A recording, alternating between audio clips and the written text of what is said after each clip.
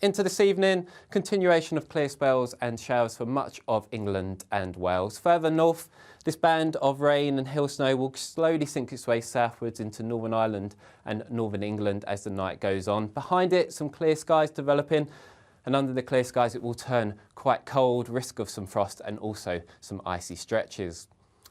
Further south, a colder night than of late, but still probably hanging on to temperatures into 3 to 4 degrees. Into Sunday, a colder day for most of us. We will see this band of rain and maybe also some hill snow continue to track its way southwards, but weakening as it does so. Behind it, it does turn quite a good deal sunnier. Still the risk of some wintry showers and quite a keen wind across northeastern Scotland, so feeling quite cold here. Further south, a colder day than of late, but maybe nearer to average for the far south of England. And then as we go into the week ahead, it is going to be quite a cold week for most of us, an increase in risk of frost by night and also some snow.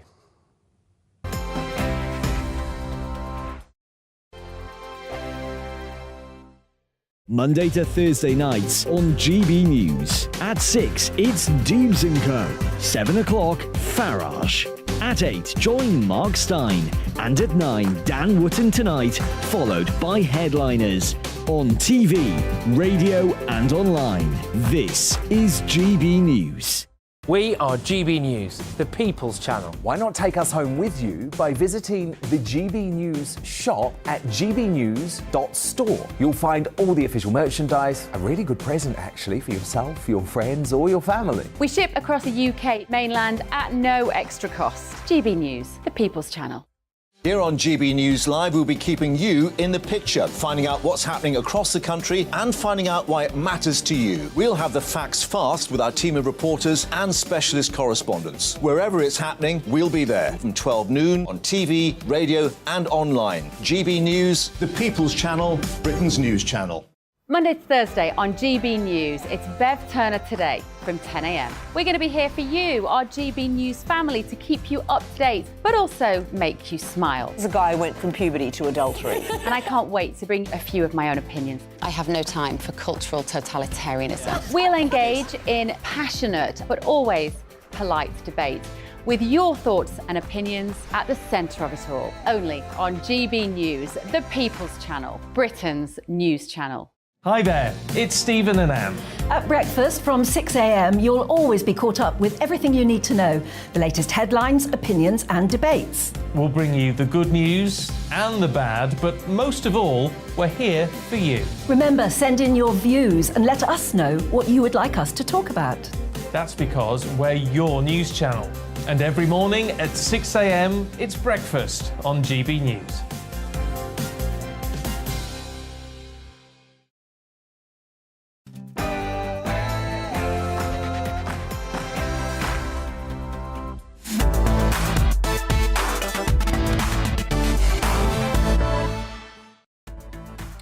Good afternoon and welcome to Real Britain with me, Olivia Utley, on TV, online and on digital radio.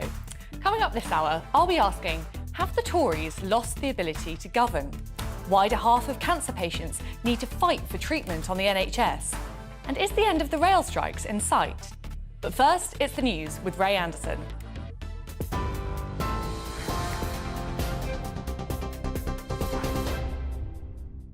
Thanks, Olivia. 1 minute past 2, here's the latest. The UK has sanctioned Iran's Prosecutor General following the execution of a British-Iranian national in Iran. Ali Reza Akbari was sentenced to death on charges of spying for Britain. Foreign Secretary James Cleverly says the sanctions underline our disgust at the killing, which Rishi Sunak has described as callous and cowardly. Meanwhile, Iran's state media is reporting that the British ambassador has been summoned to Iran's foreign ministry over what it describes as London's meddling in national security. A union representing ambulance workers has written to the Prime Minister saying they feel betrayed by attempts to paint them as uncaring. GMB, which represents more than 10,000 ambulance staff, told Rishi Sunak that he was demonising them over strike action. It comes after Mr Sunak told the Commons that industrial action was terrifying the public.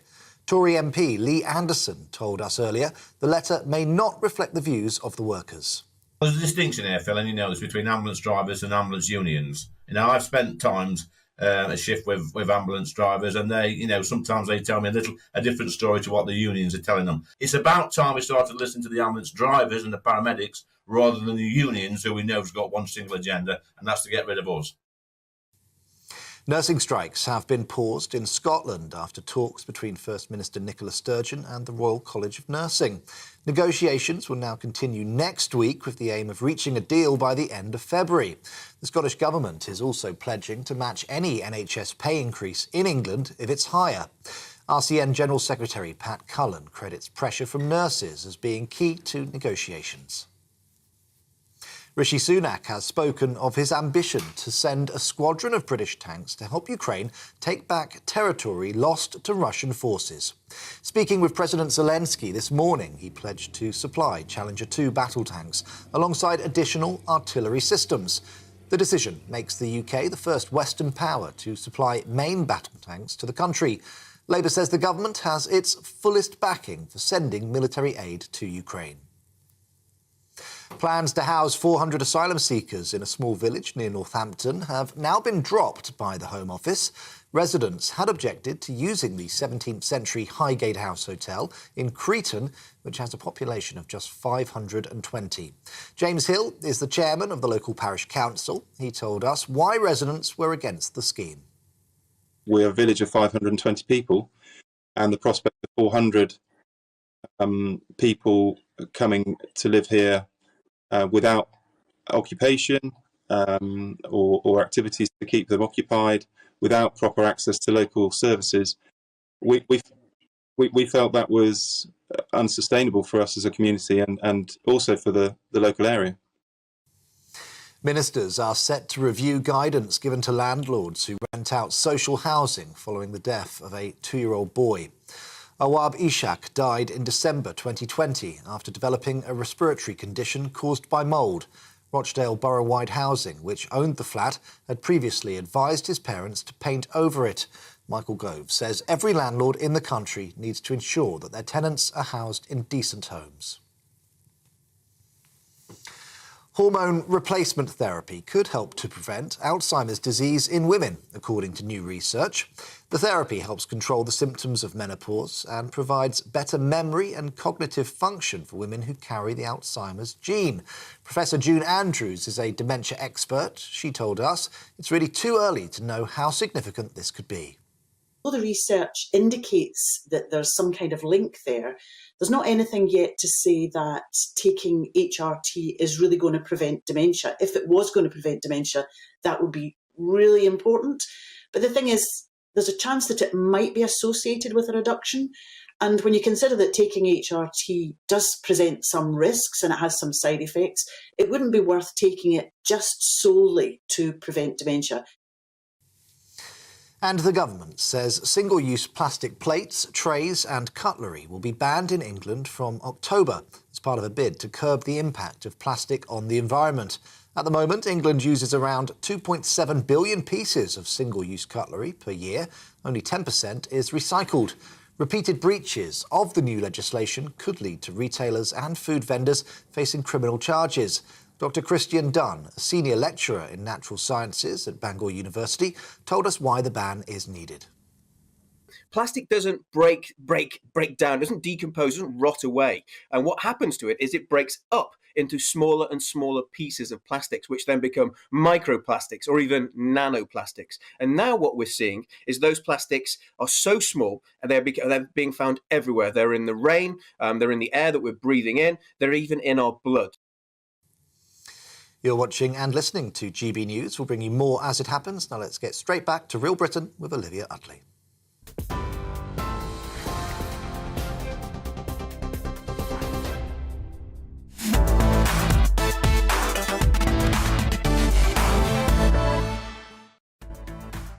Welcome to Real Britain this week with me, Olivia Utley. Here's what's coming up on the show. The government has been dealt a fresh blow after the latest polls reveal support for the Tories remains at a historic low. With yet another Tory rebellion on the cards and Conservative grandee Ken Clarke saying a Labour government would give his party time to have a rest after more than a decade in power, do you think that the Tories have lost the ability to govern?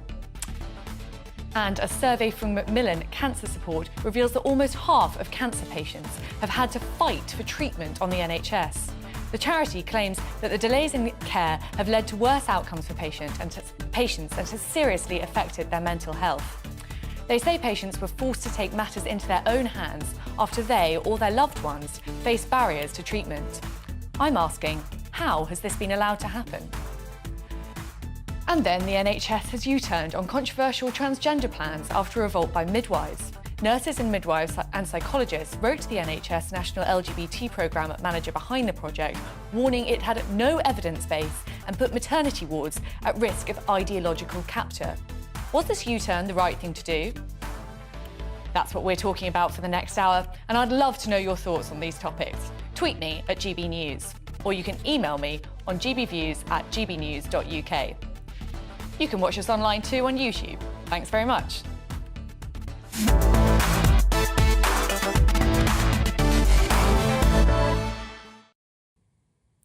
That Nicola Sturgeon hates the Tories is news to no one.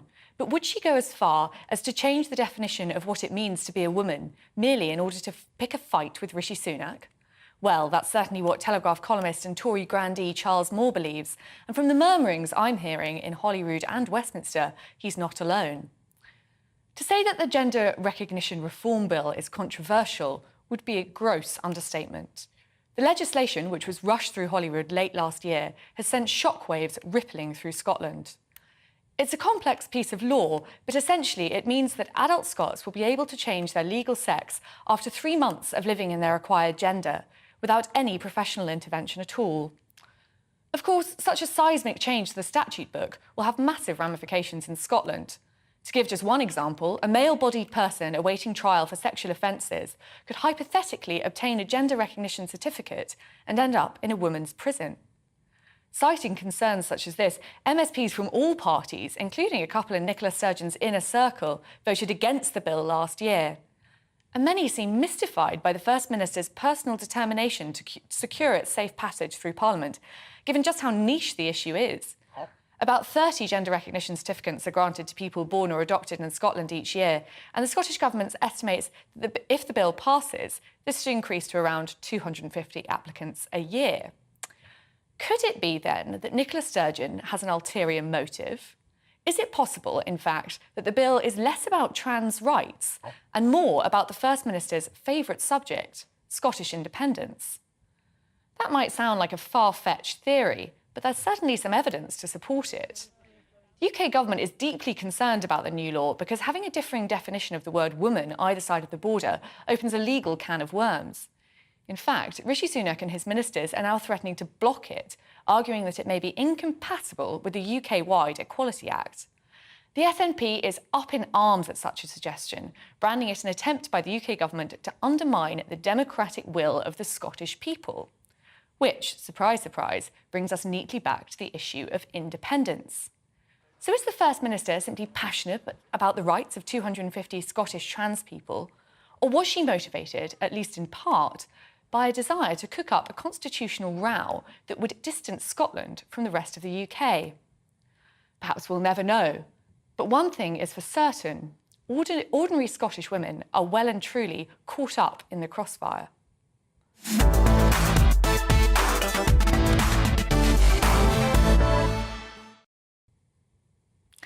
Now, on to one of our top stories today. In an interview with LBC this week, former Conservative Chancellor Lord Ken Clarke said that a Labour victory at the next general election would be good for his party, as it would give them a rest after more than a decade in power. His comments come as Rishi Sunak faces a major backbench rebellion over the online safety bill, with close to 40 Conservative MPs supporting an amendment that would give Ofcom more powers to prosecute tech bosses who fail to protect children online. So, have the Conservatives lost the ability to govern? To give his thoughts on this issue, I'm delighted to be joined by former Special Advisor to Michael Gove, Charlie Rowley. Now, Charlie, our GB News People's poll suggested that rating for the Tories is at a historic low of 21%. Do you think that Conservative defeat at the next election is just inevitable now?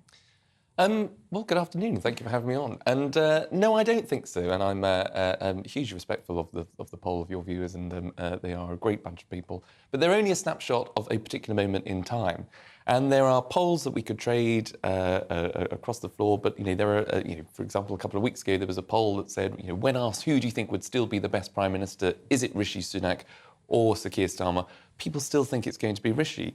And even more so than that, there was another poll that suggested for the first time that the Conservatives are going to be the best party to govern the country through the economic crisis, so they'll be better placed to deal with the economy than Labour. Now, that's something that we wouldn't have thought we'd be saying on the back of last year under the kamikaze budget, it was called, under Liz Truss and Kwasi Kwarteng. So progress is being made. There's a long way to go until the next general election, and I think the way in which the political parties have set out their stall for 2023, people slowly but surely will see that, the Conservatives will deliver on Rishi's 5 priorities that he set out last week, and we'll start to see that turnaround in the polls.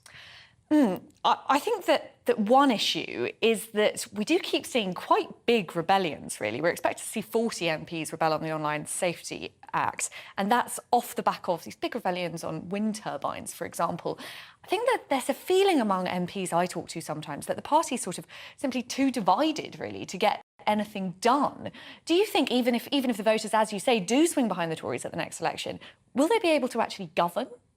Well, I think that's a fair point, but there is a natural energy. When you've got an 80-seat majority, you want to get things done, and you want to get things, obviously, right.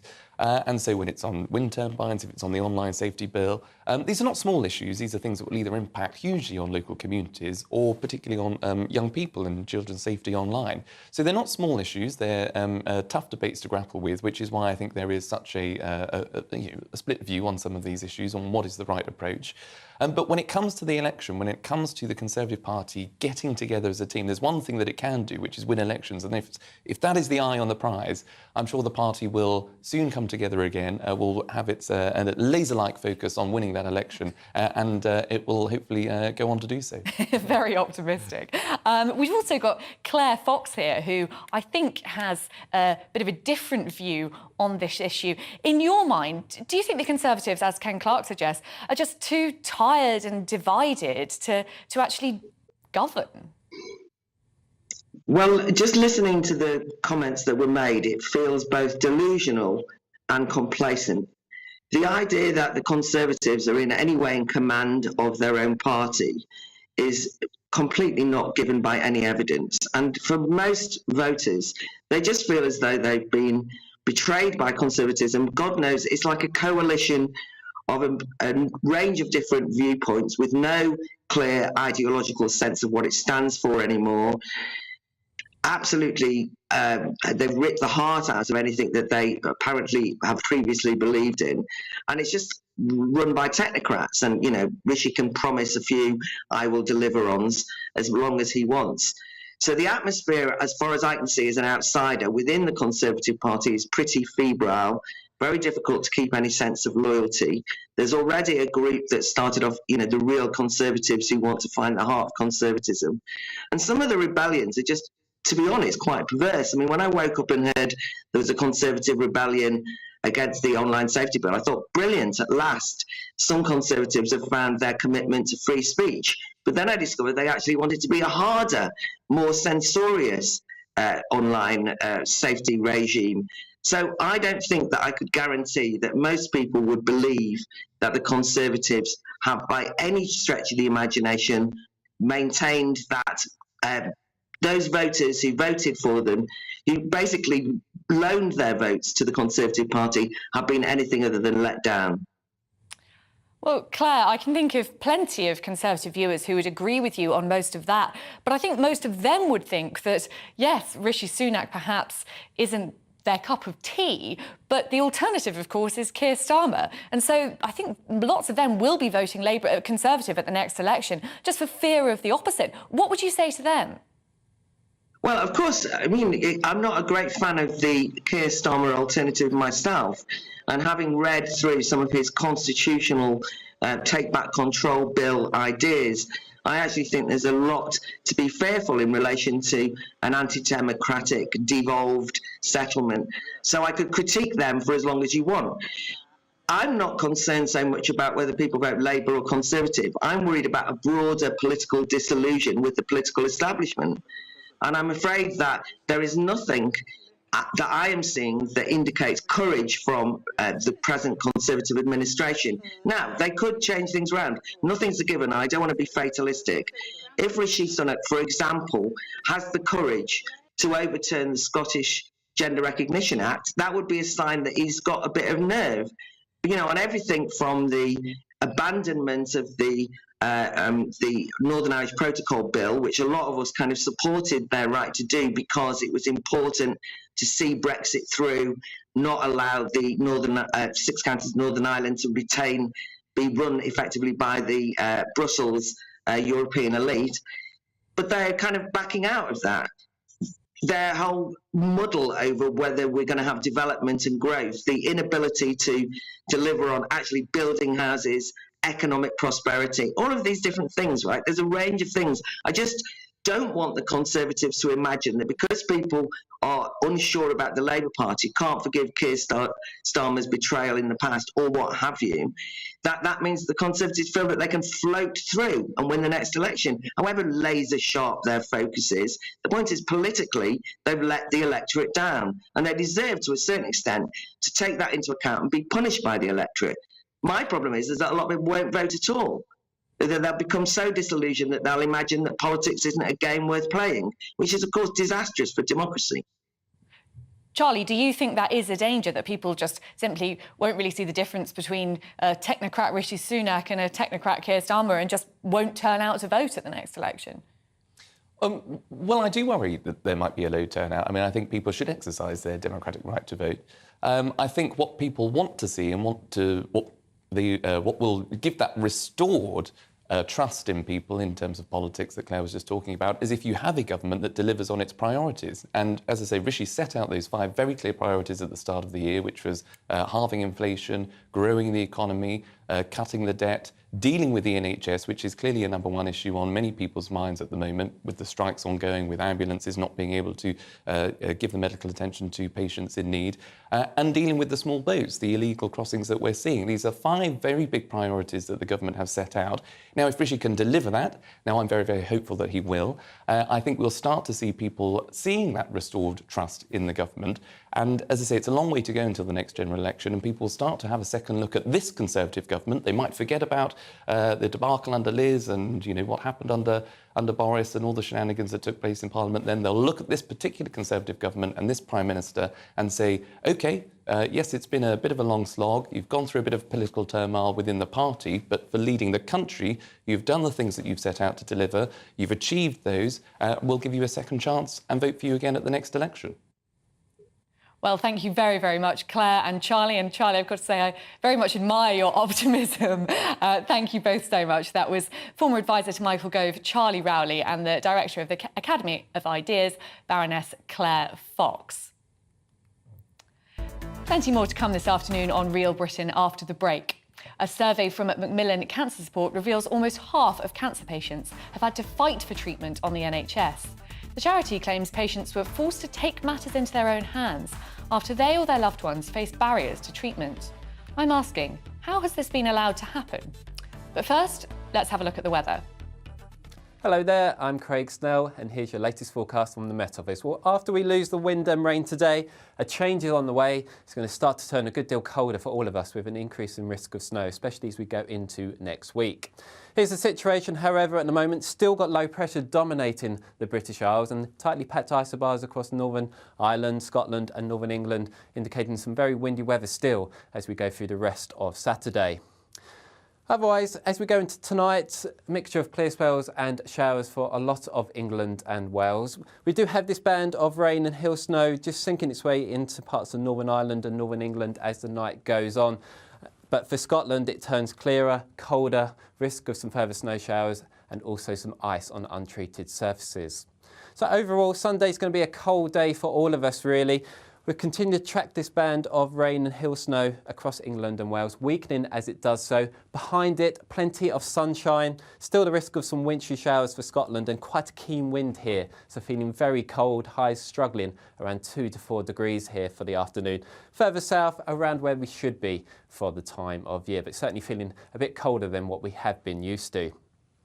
And then into the evening, we start to see bands of rain and showers moving in from the west. As it bumps into the colder air, we could see some sleet and snow, especially across parts of Wales and the Midlands. And then later on in the night, we're just keeping a very close eye on this band of rain. It may just move into parts of southeast England, even giving some sleet and snow to the high ground here by the end of the night. A cold night for all, especially for Scotland. Could even see lows down to -8 or -10 in a few spots. And then Monday itself, once we lose this rain, really it's a day of sunny spells and a few wintry showers. And that theme then continues into Tuesday and Wednesday. Widespread frost by night and the further risk of some snow at times. Here on GB News Live, we'll be keeping you in the picture, finding out what's happening across the country and finding out why it matters to you. We'll have the facts fast with our team of reporters and specialist correspondents. Wherever it's happening, we'll be there from 12 noon on TV, radio and online. GB News, the People's Channel, Britain's news channel.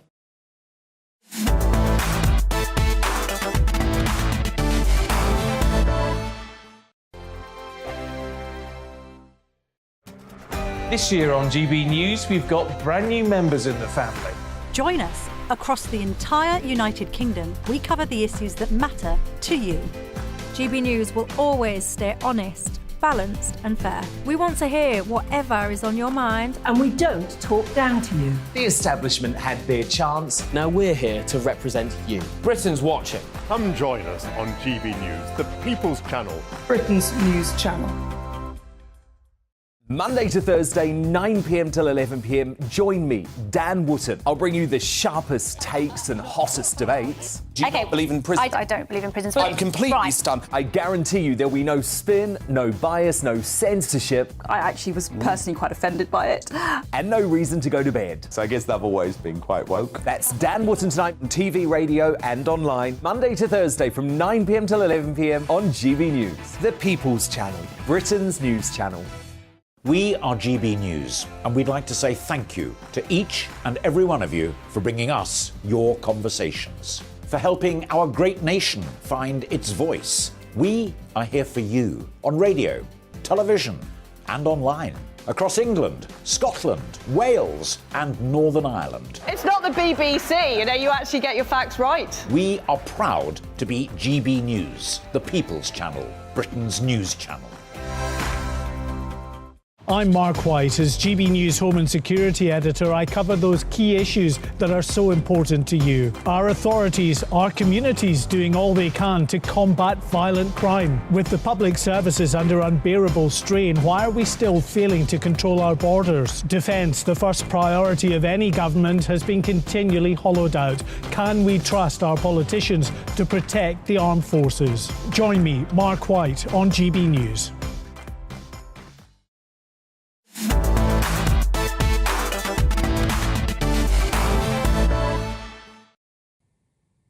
Welcome back. This is Real Britain on GB News, on TV, online and on your digital radio. Now, leaked data published by the Health Service showed a record number of more than 12,000 patients awaiting over 3 months for a cancer diagnosis and treatment. A poll from Macmillan Cancer Support also found that nearly half of cancer patients have had to fight for treatment on the NHS. This included making multiple calls to book appointments, asking for an improperly done test to be repeated, or following up on delayed scan results. So what's to blame for these waiting times and conditions? Now, joining me is Carol Sikora, an oncologist and professor of medicine at the University of Buckingham. It's very nice to see you, Carol. I'm sorry we're talking about such a miserable subject, because do these findings come as a surprise to you at all? Well, the last few months, we've been coming out of COVID quite nicely, but the backlog is huge. It goes back 2 years, really.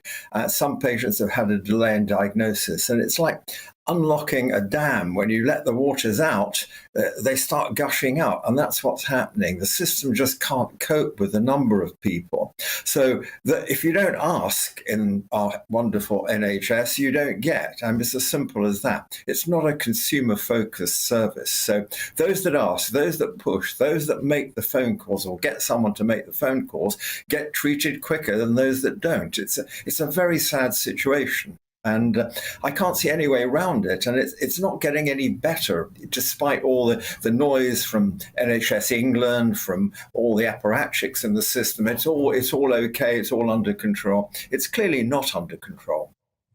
Can you talk us through a bit about the main causes of these lengthy delays? You mentioned that it dates back a couple of years. Is it just a hangover from lockdown? It's partly that, but it's also the fact that the system, even before 2 years ago, before COVID and all the problems with lockdown, it really wasn't coping very well. It was just about coping, especially the early stages of cancer. So, there's a threshold where people get symptoms that they do something about.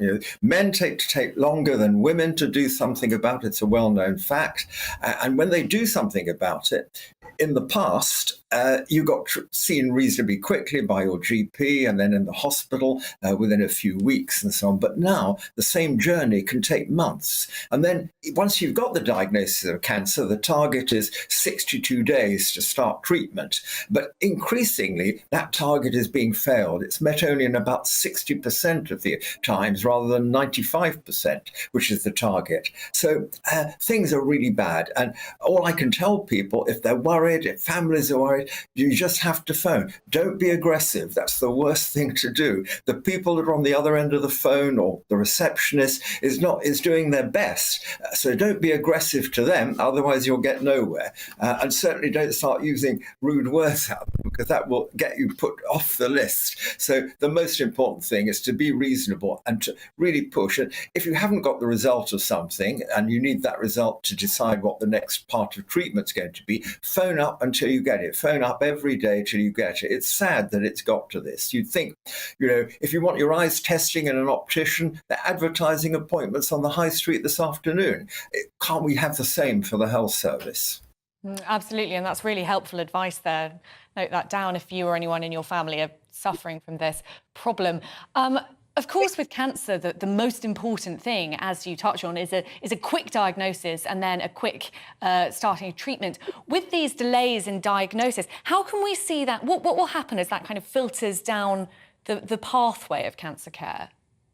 So what will tend to happen is cancer begins in one side, breast, lung, colon, prostate, for example. They're the 4 common cancers, and gradually grows. First of all, within the organ, it's then still stage 1, and the outcome is going to be very good, 90% chance of complete cure.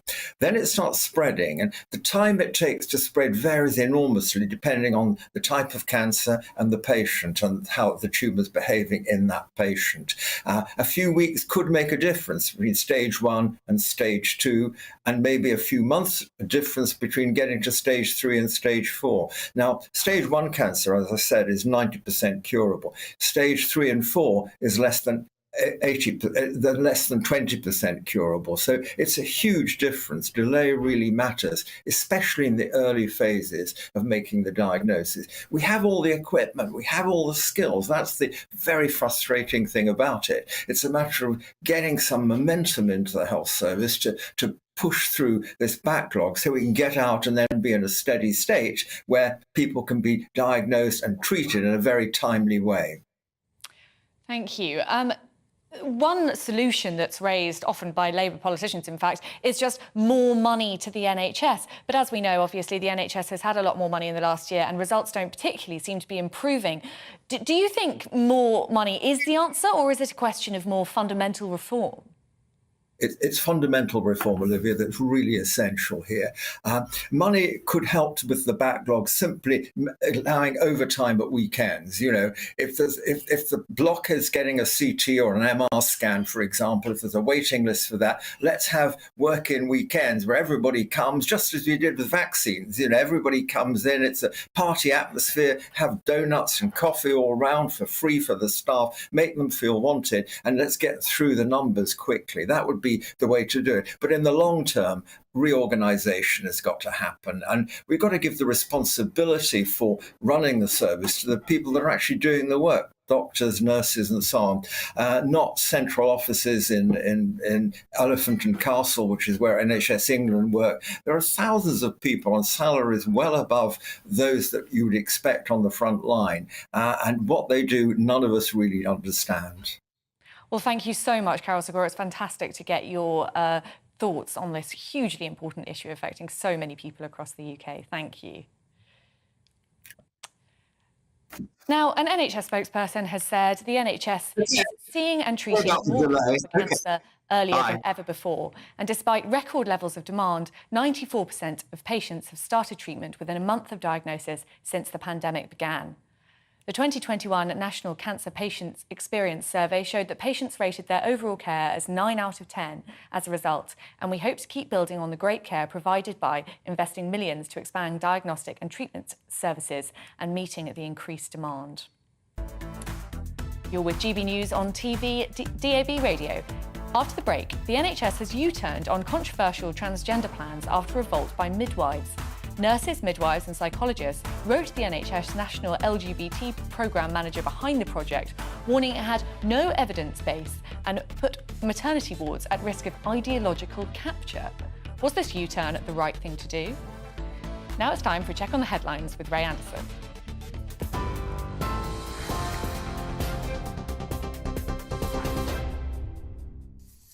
33 minutes past 2, here's the latest. The UK has sanctioned Iran's Prosecutor General following the execution of a British-Iranian national in Iran. Ali Reza Akbari was sentenced to death on charges of spying for Britain. Foreign Secretary James Cleverly says the sanctions underline our disgust at the killing, which Rishi Sunak described as callous and cowardly. Meanwhile, Iran's state media is reporting that the British ambassador has been summoned to their foreign ministry over what it describes as London's meddling in national security. A union representing ambulance workers has written to the PM saying they feel betrayed by attempts to paint them as uncaring. GMB, which represents more than 10,000 ambulance staff, told Rishi Sunak he was demonising them over strike action. It comes after Mr Sunak told the Commons that industrial action was terrifying the public. Well, Rishi Sunak has spoken of his ambition to send a squadron of British tanks to help Ukraine take back territory lost to Russian forces. Speaking with President Zelensky this morning, he pledged to supply Challenger 2 battle tanks alongside additional artillery systems. The decision makes the UK the first Western power to supply main battle tanks to the country. Labour says the government has its fullest backing. Plans to house 400 asylum seekers in a small village near Northampton have now been scrapped by the Home Office. Residents had objected to using the 17th century Highgate House Hotel in Cretan, which has a population of just over 500. James Hill is the chairman of the parish council. He told us why residents were against the scheme.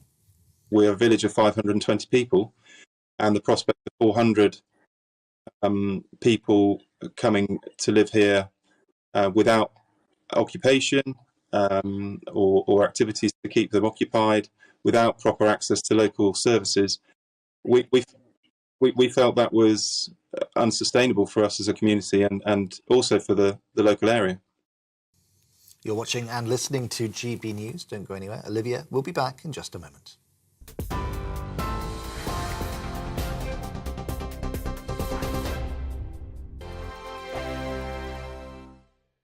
Monday to Thursday nights on GB News. At 6, it's Deebs & Co.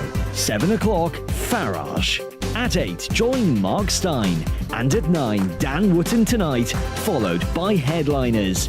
On TV, radio and online. This is GB News.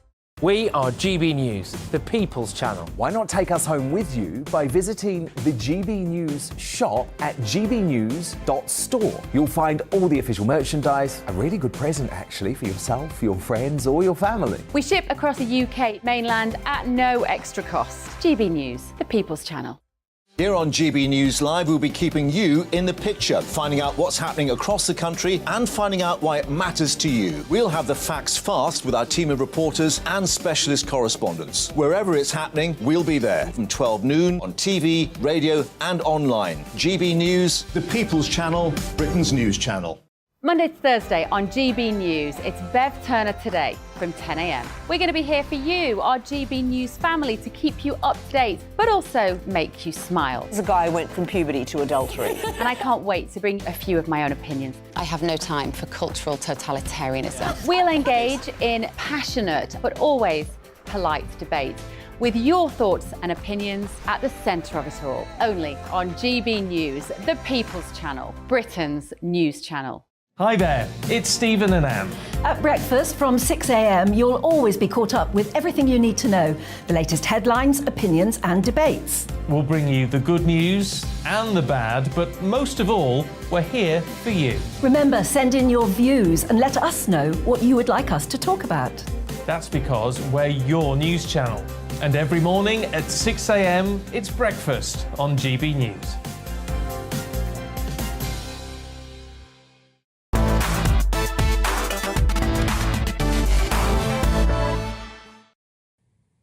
Welcome back. This is Real Britain on GB News, on TV, online and on your radio. Now, a deal to put an end to Britain's seemingly never-ending rail strike misery is said to be within touching distance after ministers reportedly scaled back their demands for driver-only operated trains. It's not all good news, however, as the GMB union is considering 6 further dates for ambulance strikes, and the British Medical Association has said it will be recommending strike action by junior doctors, which will put further pressure on an already overstretched NHS.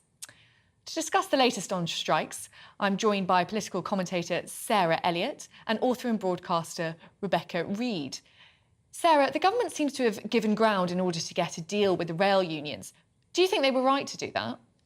I mean, we have to get the country up and moving again. There has to be an end to this stagnation, and especially with the ambulance and the NHS staff strikers.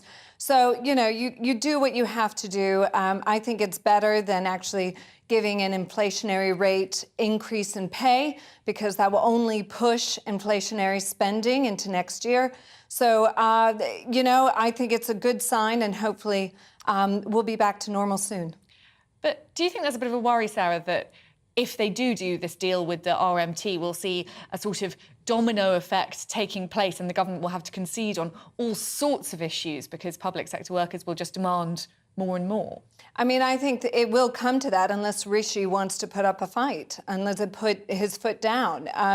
But I think this government really wants to just get moving, not make a big fuss over it, and smooth things out as quickly as possible. And the public also seems to be with the strikers more than with the government on some of these issues. So I think they just want to move on as quickly as possible.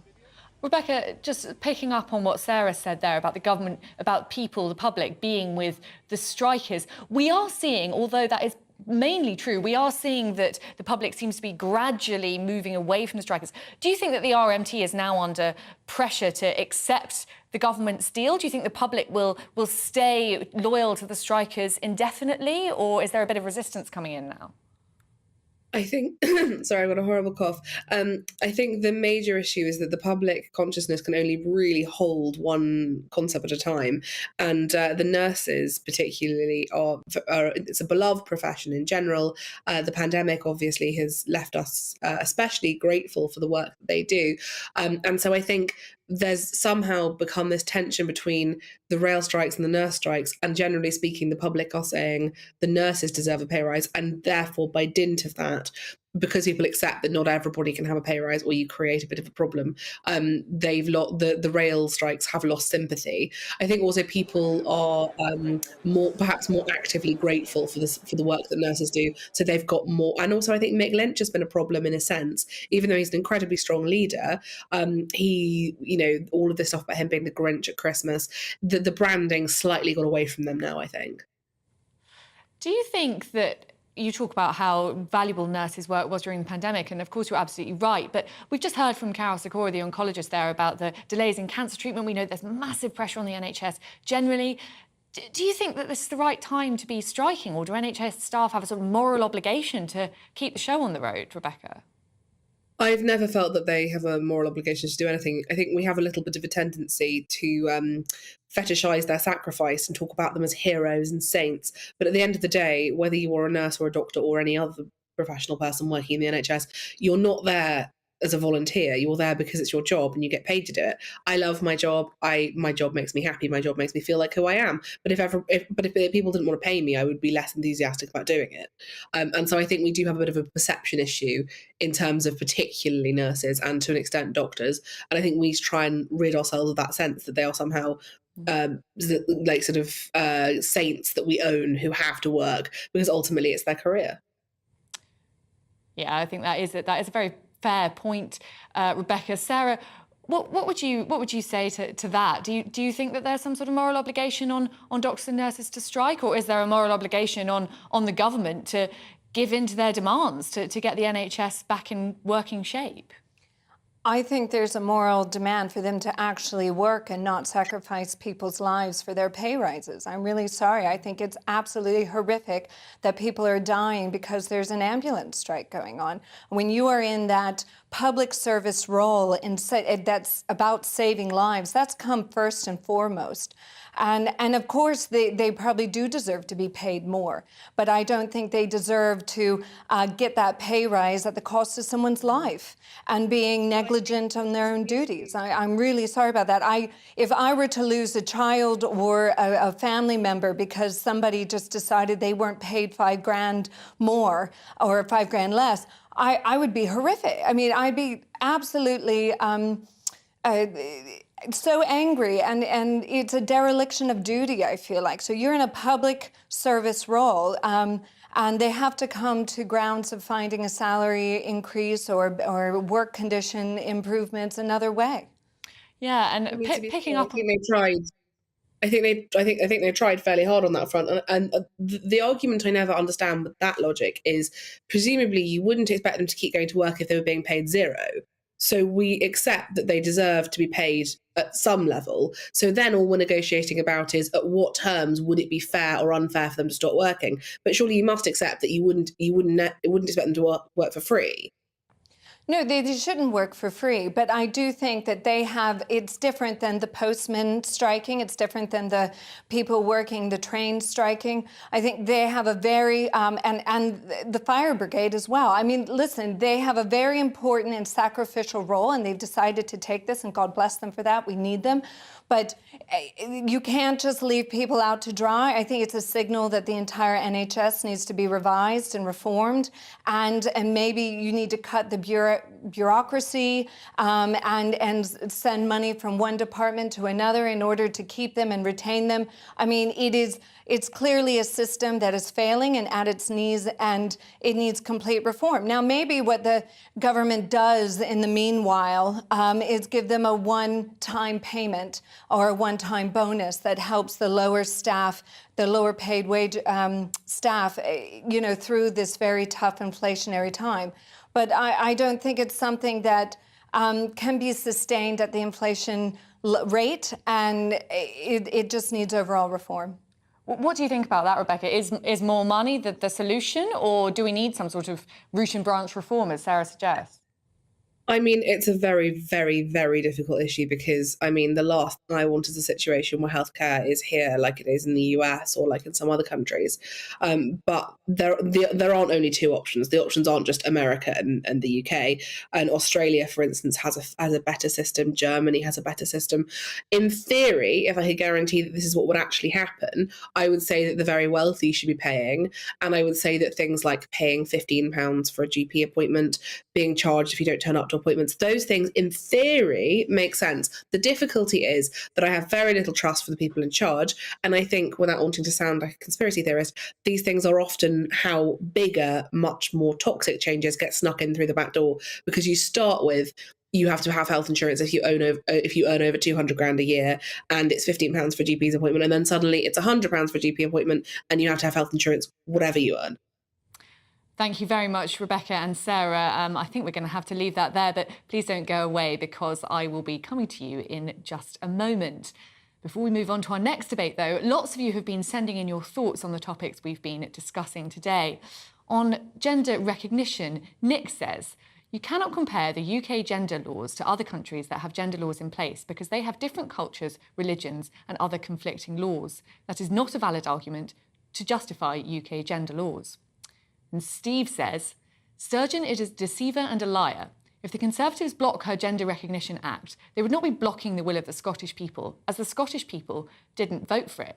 And there's definitely some agreement with that in Scotland, where it's shown that up to 60% of Scots don't actually really know what the Gender Recognition Act actually entails.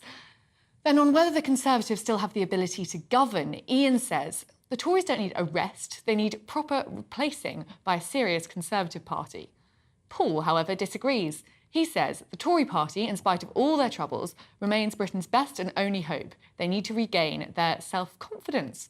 Nice and optimistic from Paul there. Thank you all for sending in your views.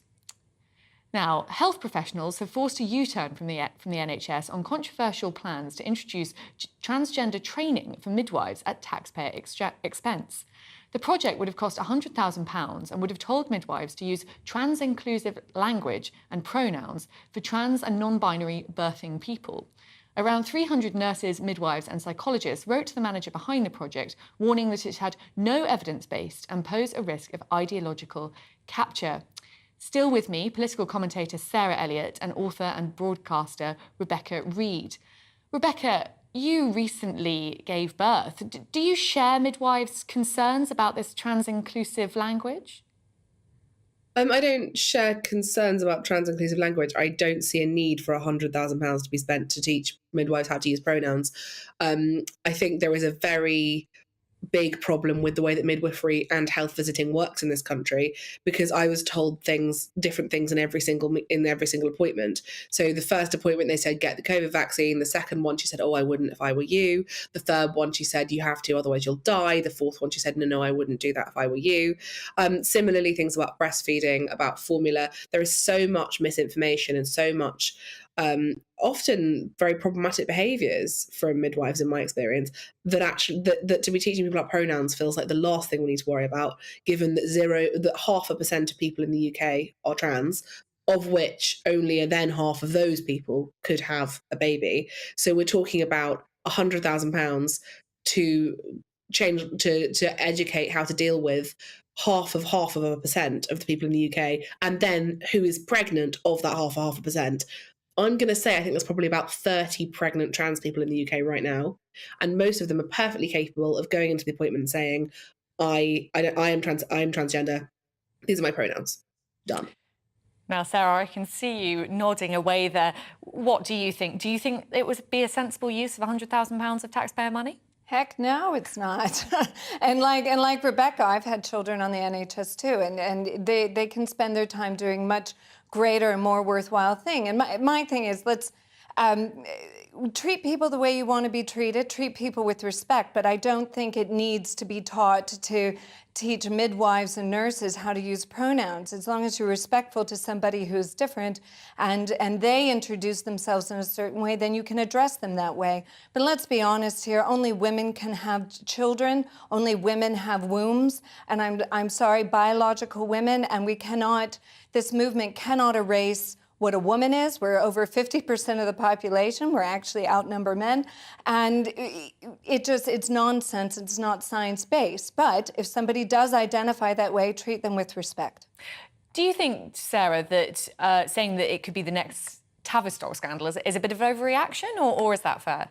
No, I think that's very fair. This is an ideological capture type move. There's nothing, as that study showed, there's nothing clinically credible about it. That's why it's being reviewed.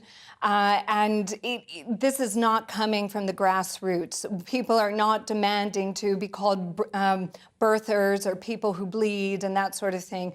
This is clearly coming from a very small minority, which the group With Women who protested this said that only 1 in 2,000 people would show up to a midwife that's non-binary or trans with this need. So most midwives would never even come across a trans or non-binary pregnant person.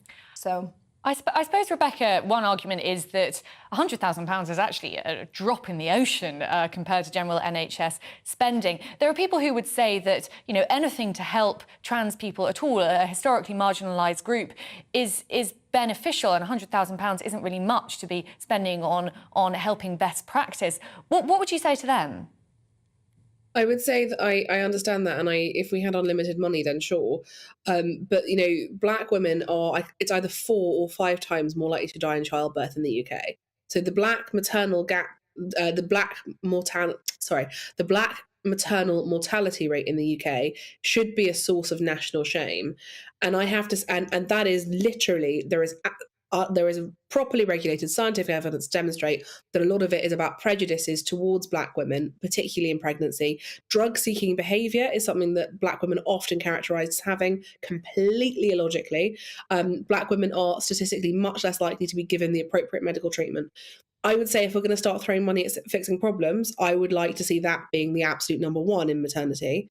Breastfeeding rates are dismal in this country. I personally wasn't able to breastfeed. That's something we could be fixing. I just feel like when we're actually making a laundry list of the things we need to fix in terms of maternity care, this isn't the number one. And also, of the trans people I know, they are not these demanding, grabby, angry people they're characterised as. The trans people I know want to quietly get on with their lives without being talked about all the time and characterised as somebody who wants to have language rewritten, which they don't. It's interesting what you say there about ethnic minority women facing worse barriers than other women. And I've heard an argument, which I thought was very interesting, that one of the problems with trans-inclusive language in a health setting is that it just simply isn't very clear. So, for example, a poster encouraging all women to get a smear test is straightforward, but if somebody who speaks English as a second language sees that woman has been replaced with the word, you know, cervix haver, for example, it could mean that that person doesn't go to get a smear test that could save their lives. Do you think that's a worry, or is that sort of overstating matters, Rebecca? It's a little bit of a concern to me because I am a woman, and for me, being a woman is tied up with having a uterus and a cervix and all that stuff. And my experiences of being a woman are very much rooted in pregnancy and miscarriage and sexual assault and puberty and all of those things. So I don't like to see them divorced from the concept of womanhood. And I think what I really don't like is the idea of being reduced to being a birther, for instance, because lots of women don't have children. And same thing, cervix haver is very complicated because there are women who are born without cervixes. So to suggest that the two things are, and the same thing with people who menstruate, there are plenty of women who are biologically women who don't menstruate. I just think that we're going to have, the word woman was working fine, and you don't see people trying to change the word man. All the prostate care leaflets still say man. So that does suggest to me that perhaps there's not a total balance in how we're addressing this.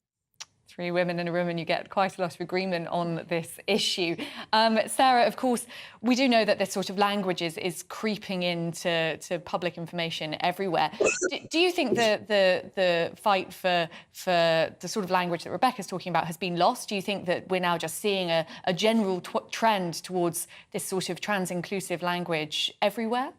I mean, it's definitely popping its head up everywhere, but there's also a backlash to it everywhere. And what's, I think, encouraging to see is that this was the first time in the NHS's history where internally they were able to stop or at least pause an ideological capture moment and reverse things quite quickly. The thing is, it's completely illogical, all of this, and it confuses everybody. And so I don't think it has long legs, changing the language and desexifying and also not talking about biological differences. I do think that it will be on the ash heap of history at some point, but we have to continue to fight it, and especially for the women and women's rights. As Rebecca said, it's not happening really in the men's world. You don't really hear about trans women. You hear a lot about trans men. And so it is, I think, a direct misogynistic attack on women, and it's also going against gay rights and gay individuals who don't want to transition to trans. There is a complication there. And so we have to really be on guard where these activist groups are penetrating, especially our schools and medical fields. Well, thank you very much, Sarah Elliott and Rebecca Reid, and it was nice to get a bit of agreement at the end there. Now, NHS confirmed that the decision to pause the training was made on January the 11th. A spokesman said, the NHS has already paused this programme while we look into its scope so that it is based on the latest evidence. This is Real Britain on GB News, on TV, online and on your digital radio. Plenty more coming up on today's show. But first, here's your weather forecast. Hello there, I'm Craig Snell and here's your latest forecast from the Met Office. Well, after we lose the wind and rain today, a change is on the way. It's going to start to turn a good deal colder for all of us with an increase in risk of snow, especially as we go into next week. Here's the situation, however, at the moment, still got low pressure dominating the British Isles and tightly packed isobars across Northern Ireland, Scotland and Northern England, indicating some very windy weather still as we go through the rest of Saturday. Otherwise, as we go into tonight, a mixture of clear spells and showers for a lot of England and Wales. We do have this band of rain and hill snow just sinking its way into parts of Northern Ireland and Northern England as the night goes on. But for Scotland, it turns clearer, colder, risk of some further snow showers and also some ice on untreated surfaces. So overall, Sunday's going to be a cold day for all of us, really. We'll continue to track this band of rain and hill snow across England and Wales, weakening as it does so. Behind it, plenty of sunshine, still the risk of some wintry showers for Scotland and quite a keen wind here. So feeling very cold, highs struggling around 2 to 4 degrees here for the afternoon. Further south, around where we should be for the time of year, but certainly feeling a bit colder than what we have been used to. And then into the evening, we start to see bands of rain and showers moving in from the west. As it bumps into the colder air, we could see some sleet and snow, especially across parts of Wales and the Midlands. And then later on in the night, we're just keeping a very close eye on this band of rain. It may just move into parts of southeast England, even giving some sleet and snow to the high ground here by the end of the night. A cold night for all, especially for Scotland. Could even see lows down to -8 or -10 in a few spots. And then Monday itself, once we lose this rain, really it's a day of sunny spells and a few wintry showers. And that theme then continues into Tuesday and Wednesday. Widespread frost by night and the further risk of some snow at times.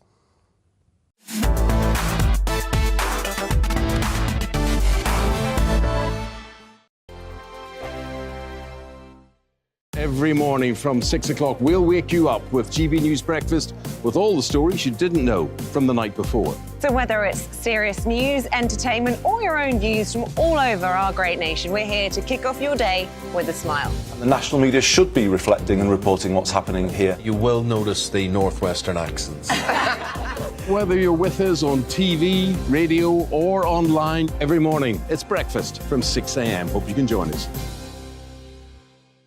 We are GB News, right across the nation. You can get us on television, on radio, on digital. We're absolutely everywhere. Amazing! You see, amazing! You remind me of me in the European Parliament. But here's the most important bit. We are not part of the mainstream establishment. We think and speak just like you do. We are the People's Channel. Magnificent. That's really, really thoughtful. Come and join us on GB News, the People's News Channel.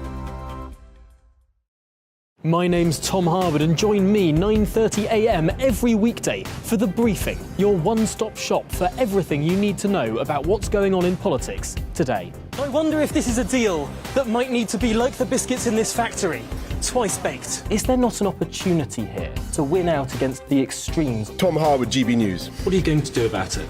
Things should have been done differently, and they certainly are being done differently. Don't miss it. The Briefing with me, Tom Harwood, 9:30 Monday to Friday on GB News. Join me, Nana Akue, Saturday and Sunday afternoons on GB News.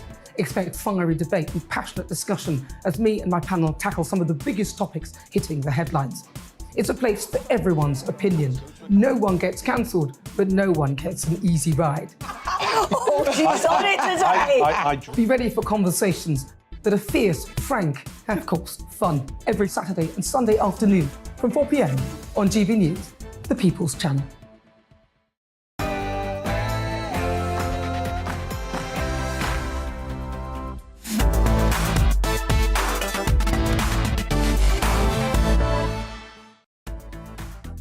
Good afternoon and welcome to Real Britain with me, Olivia Utley, on TV, online and on digital radio. Plenty more coming up on today's programme, but first it's the news with Ray Addison.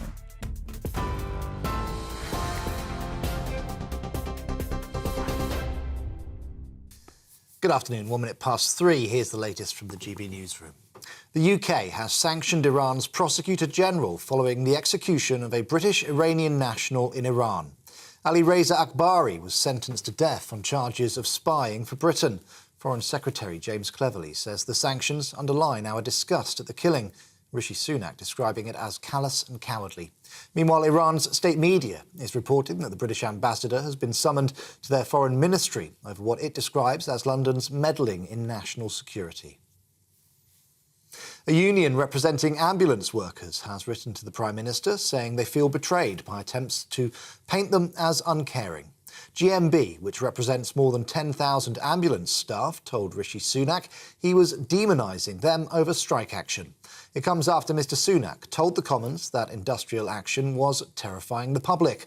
Tory MP Lee Anderson told us earlier the letter may not reflect the views of the workers.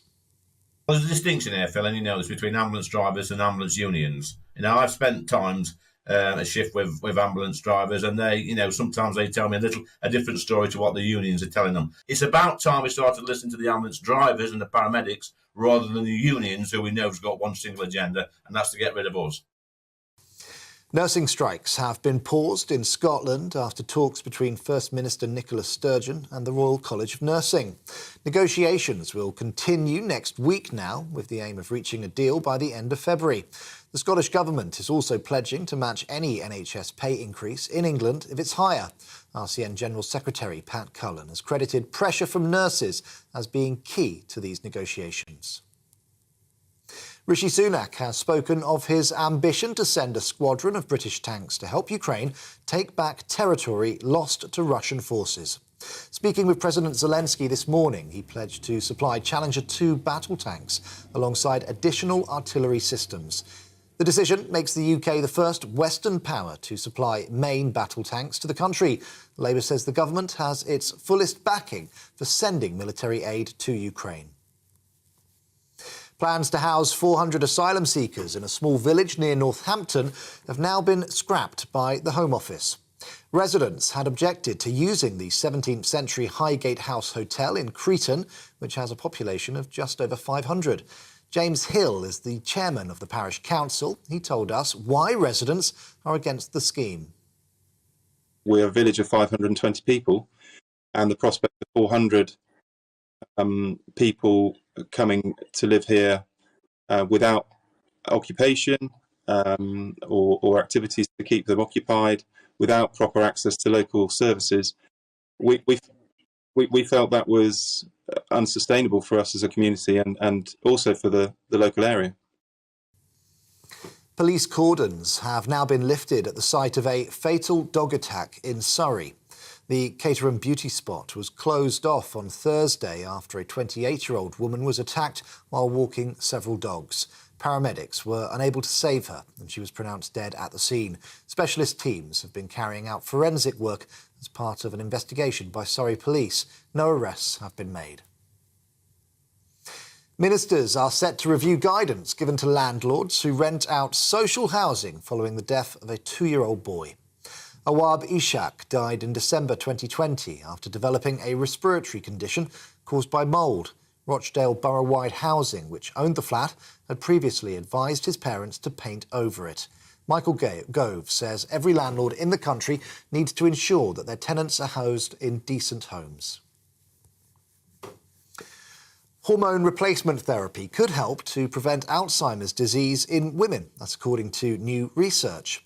The therapy helps control the symptoms of menopause and could provide better memory and cognitive function for women who carry the Alzheimer's gene. Professor June Andrews is a dementia expert. She told us it's really too early to know how significant this could be. All the research indicates that there's some kind of link there. There's not anything yet to say that taking HRT is really going to prevent dementia. If it was going to prevent dementia, that would be really important. But the thing is, there's a chance that it might be associated with a reduction. And when you consider that taking HRT does present some risks and it has some side effects, it wouldn't be worth taking it just solely to prevent dementia. In international news, Brazil's Supreme Court has opened an investigation into former President Bolsonaro for the Brasilia riot. Mr. Bolsonaro has allegedly encouraged anti-democratic protests, which ended in the vandalisation of government buildings in the capital last weekend. The former president is currently in Florida, but has said he'll return to Brazil to turn himself in. The government says single-use plastic plates, trays and cutlery will be banned in England from October in a bid to curb the impact of plastic on the environment. At the moment, England uses around 2.7 billion pieces of single-use cutlery every year. Only 10% is recycled. Repeated breaches of the legislation could lead to retailers and food vendors facing criminal charges. Dr. Christian Dunn is a senior lecturer in natural sciences at Bangor University. He told us why the ban is needed. Plastic doesn't break down, doesn't decompose, doesn't rot away. And what happens to it is it breaks up into smaller and smaller pieces of plastics, which then become microplastics or even nanoplastics. And now what we're seeing is those plastics are so small and they're being found everywhere. They're in the rain, they're in the air that we're breathing in, they're even in our blood. You're watching and listening to GB News. We'll bring you more as it happens. Now let's get straight back to Real Britain.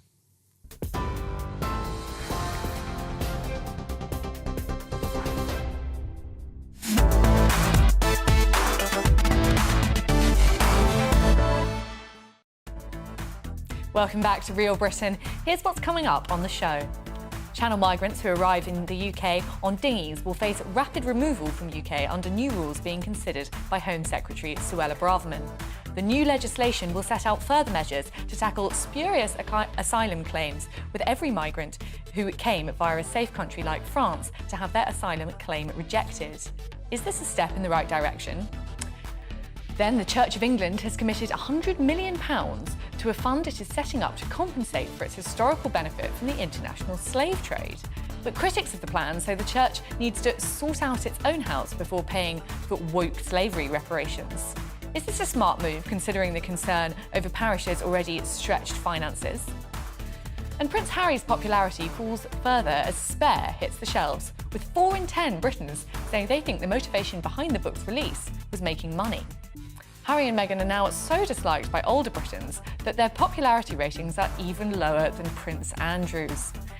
That's what we're talking about for the next hour, and I'd love to know your thoughts on those topics. Tweet me at GBNews, or you can email me on gbviews@gbnews.uk. You can watch us online too on YouTube. Thank you very much.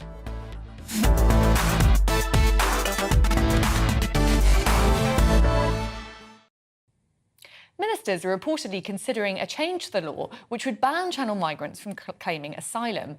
Meanwhile, the former Chancellor Philip Hammond sparked ire among many Conservatives this week when he suggested the UK needs to accept more migrants. He said, if our economy is going to prosper, we're going to have to bring in hundreds of thousands of foreign workers to do the jobs that are currently not being done, which are depressing our GDP growth. Additionally, Home Office plans to house asylum seekers in a former hotel in Cretan have been scrapped after opposition from the local council and MP. Now, joining me to discuss these immigration stories are lawyer Ivan Sampson, immigration lawyer, and Nigel Nelson, who is political editor of the Sunday Mirror and Sunday People. Ivan, can you tell us more about the government's plans and whether you think they'll have any impact on the number of people attempting to illegally enter the UK? Yes, certainly. These plans are nothing new, in fact. It's a tweak of existing plans which have existed since 1st of January 2021. And when those new rules were brought in, the government said it would make inadmissible any asylum claim from a person who either came from a safe third country or came from a safe third country where they could have claimed asylum. It was mimicking the Dublin Convention. The problem with those plans were that the safe third country had to accept them back. Hence, you could only return people where that third country said, yes, we can have them back. Now, with Rwanda, the rules also allowed them to return not to the country where they came from, but to another safe country, i.e. Rwanda. So this is all linked into the government's Rwanda plan. Now, the problem also is that they've got 6 months under the old system in which to make a decision. I don't see how they can get around that. And also, they've got to collect information from the asylum seekers about where they came from. We're no longer part of the EU, so we don't have access to the EU database. So we don't know whether they've claimed asylum in France, Germany, Italy, or any other country. So there's a few problems with these proposals. Thank you. Nigel, what do you think? Don't you think it actually makes sense to deny someone asylum who's passed through a safe country before entering the UK? If they were genuine asylum seekers, wouldn't they have just settled in the first safe country that they arrived at? Well, this is the problem that we faced after Brexit. That before then, we had a system whereby we could return any asylum seekers who came here, who had applied for asylum in the EU. Now the situation is, because we've lost that right to do that, we now have to negotiate with 27 member states individually to reinstate that kind of system. So the question really is, why is the government not doing that? That certainly, if an asylum seeker makes a claim in France or Germany or Holland or wherever, it's quite right if they try and make a second claim here, they should be returned to the country where they made the first claim. But until we actually get those agreements back in place, we can't do that. Ivan, would you agree that this is just a Brexit problem, essentially, or is there a bit more to it than that? No, I agree with the comments made that nobody did the thinking about. They were so concerned about coming out of the EU that no one really thought about what's going to happen to those people entering the country across the Channel. The other problem is that it's a conflict between national laws and the Refugee Convention, because the Refugee Convention doesn't state that you have to enter a country legally. In fact, it allows you to enter a country illegally, even so far as to use a fake passport. These new proposals, what they mean is that the only way anyone can claim asylum is to come directly from their own country to the UK. There's no other way. So essentially, we're coming out the convention in a backdoor route. What the government's saying is that we don't want asylum seekers claiming asylum in the UK. You can enact any laws you like, but they must be fair, just, reasonable, and morally correct. It's a bad look for this country internationally. Yeah, Nigel, it's been said that one of the big problems is that you've got all these people coming illegally to the UK because there aren't enough safe and legal routes for genuine asylum seekers to get here. Do you think that is a problem? Yes, I mean that's the nub of the problem. I mean, this is exactly the point, that it doesn't matter how you get to this country. What you've got to do to claim asylum is be within our borders, or at least at the border. That is the way the law works. So in fact, when we use sort of language like illegal migrants, there's nothing illegal about crossing the Channel to claim asylum. Nothing illegal about claiming asylum. That's protected under international law, and every refugee is at least at the starting point an asylum seeker, although not all asylum seekers are refugees. But Nigel, would you say that there's a problem with some of these people who are coming across from France are obviously in less immediate danger than people who are actually, in camps in war-torn countries, for example? There's an argument that some of these people are sort of clogging up the system and making it impossible to access for genuine asylum seekers, and that seems to be behind the government's determination to get them removed as quickly as possible. What would you say to that? Well, I mean, where do you send them to? That if they come from France, then France has got to agree to take them back, which means we must have that returns agreement that we once had when we were a member of the EU. The problem itself is with the asylum system. So what we should do, and this is probably an international problem, what we should do is change the rules so somebody can claim asylum outside the country. They don't have to be here to do it. Now, the UNHCR runs resettlement schemes from various refugee camps, and that's made use of by America, Germany, Sweden, and a number of other countries. I think that we've actually taken back 2 Syrians in the last 18 months through the scheme. Now, there would be a way forward where people would gravitate then to refugee camps if they were genuine refugees. There you would enter an asylum claim. Doesn't mean that they would automatically come here, but they would go to a country which is most suitable for them. That would take away the draw that brings them to Calais to cross the Channel to get into Britain. Sounds like Nigel's thought this through rather better than some of our politicians. Ivan, Keir Starmer's solution to this problem seems to be to tackle the problem upstream, he keeps saying, and to strike a deal with the French. But so far, the French have been pretty intransigent, have they not? Is that a realistic proposal? Well, look, you've got to horse trade with the French. You've got to find out what it is they want. But can I just say for Nigel, the comments he made is absolutely right. This is a global problem. It needs the UNCHR needs to get a grip of this. There needs to be a new international treaty where countries take their fair share of asylum seekers. Oh, looks like we've lost Ivan there. It's a global problem. No single country can solve this. And it's not just France, because remember, asylum seekers are going through many other countries and quite often going through places like Turkey. So the borders actually are much further away. This is a global problem, needs a global solution. The UNCHR and the countries need to get together and come to an international treaty whereby each country takes their fair share of asylum seekers. And looking a bit closer to home, what do you both think, really, of Philip Hammond's comments that the UK needs to import thousands of foreign workers in order to boost economic growth? Nigel, I'll start with you. Well, I mean, the answer is yes, we do. We just need the right workers in the right places. So, for instance, we had a real problem getting agricultural workers in. They used to come from Eastern Europe. They stopped doing that. That was partly the pandemic and, again, partly Brexit. So we obviously need foreign workers for certain jobs. So Philip Hammond is right there. That doesn't mean uncontrolled immigration or anything like that. It just simply means that we bring people in that we need for the jobs that need to be done. Mm. Well, we've lost Ivan there, so I think we'll have to move on. But thank you so much, Nigel Nelson and Ivan Sampson. Now, my GB News colleague Gloria Di Piero has an exclusive interview with Labour MP Kim Leadbeater. She opens up about the murder of her sister Jo Cox, how much more needs to be done to protect politicians, and why she will never hold open surgeries with the voters in the wake of her sister's murder. I think grief's really funny, isn't it? Loss is very strange. Grief is very strange. And at the centre of any loss, it's a bit like an onion, isn't it? You've got losing that person, and then you've got the circumstances around that loss. And like I lost my grandparents at ripe old ages of 90s, and that was sad, but it wasn't tragic. And we were all upset, but we weren't devastated.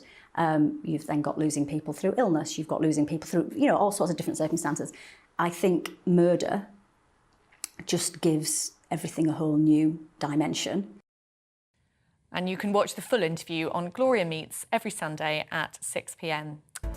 Plenty more to come this afternoon on Real Britain.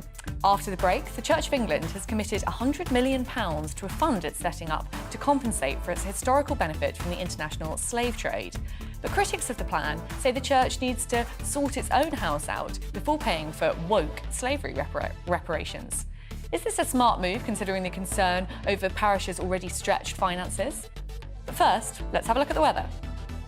Hello there, I'm Craig Snell, and here's your latest forecast from the Met Office. Well, after we lose the wind and rain today, a change is on the way. It's going to start to turn a good deal colder for all of us, with an increase in risk of snow, especially as we go into next week.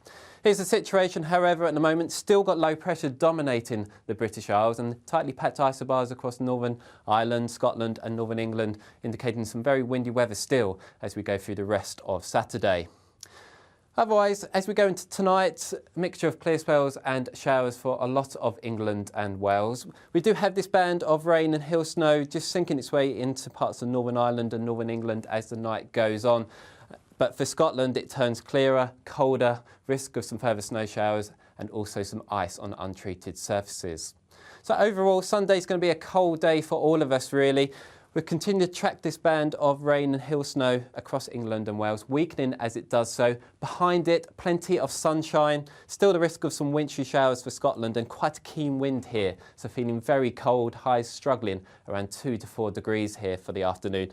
Further south, around where we should be for the time of year, but certainly feeling a bit colder than what we have been used to. And then into the evening, we start to see bands of rain and showers moving in from the west. As it bumps into the colder air, we could see some sleet and snow, especially across parts of Wales and the Midlands. And then later on in the night, we're just keeping a very close eye on this band of rain. It may just move into parts of southeast England, even giving some sleet and snow to the high ground here by the end of the night. A cold night for all, especially for Scotland. Could even see lows down to -8 or -10 in a few spots. And then Monday itself, once we lose this rain, really it's a day of sunny spells and a few wintry showers. And that theme then continues into Tuesday and Wednesday. Widespread frost by night and the further risk of some snow at times. Sundays on GB News from 9:30, it's Camilla Tominey. For a politics show with personality. Then at 11, Michael Portillo. For topical discussion, debate, some ethical dilemmas, and sometimes even a sense of the ridiculous. And at 1 p.m, me, Alistair Stewart. Every Sunday on GB News, the People's Channel, Britain's news channel.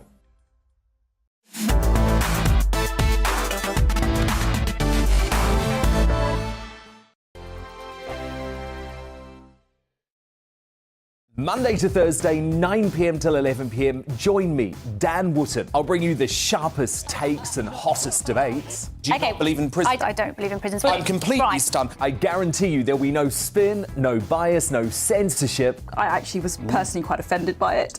And no reason to go to bed. So I guess they've always been quite woke. That's Dan Wootton tonight on TV, radio and online. Monday to Thursday from 9 p.m. till 11 p.m. on GB News. The People's Channel, Britain's news channel.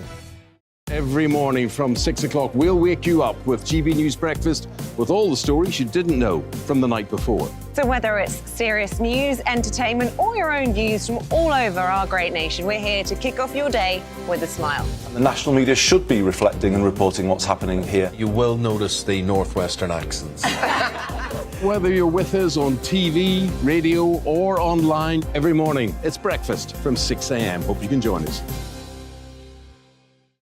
Join me every Sunday at 6 p.m. for Gloria Meets. In exclusive interviews, I'll be finding out who our politicians really are and what they really think. It's something that you would never want anyone to suffer. I didn't know what channels there were. B, I didn't think I'd be believed. I must have weighed about 7 stone and I'm 5'8". My instincts was to sort of cover this up. I mean, clearly that was a mistake. Join me every Sunday at 6 p.m. on GB News, the People's Channel, Britain's news channel.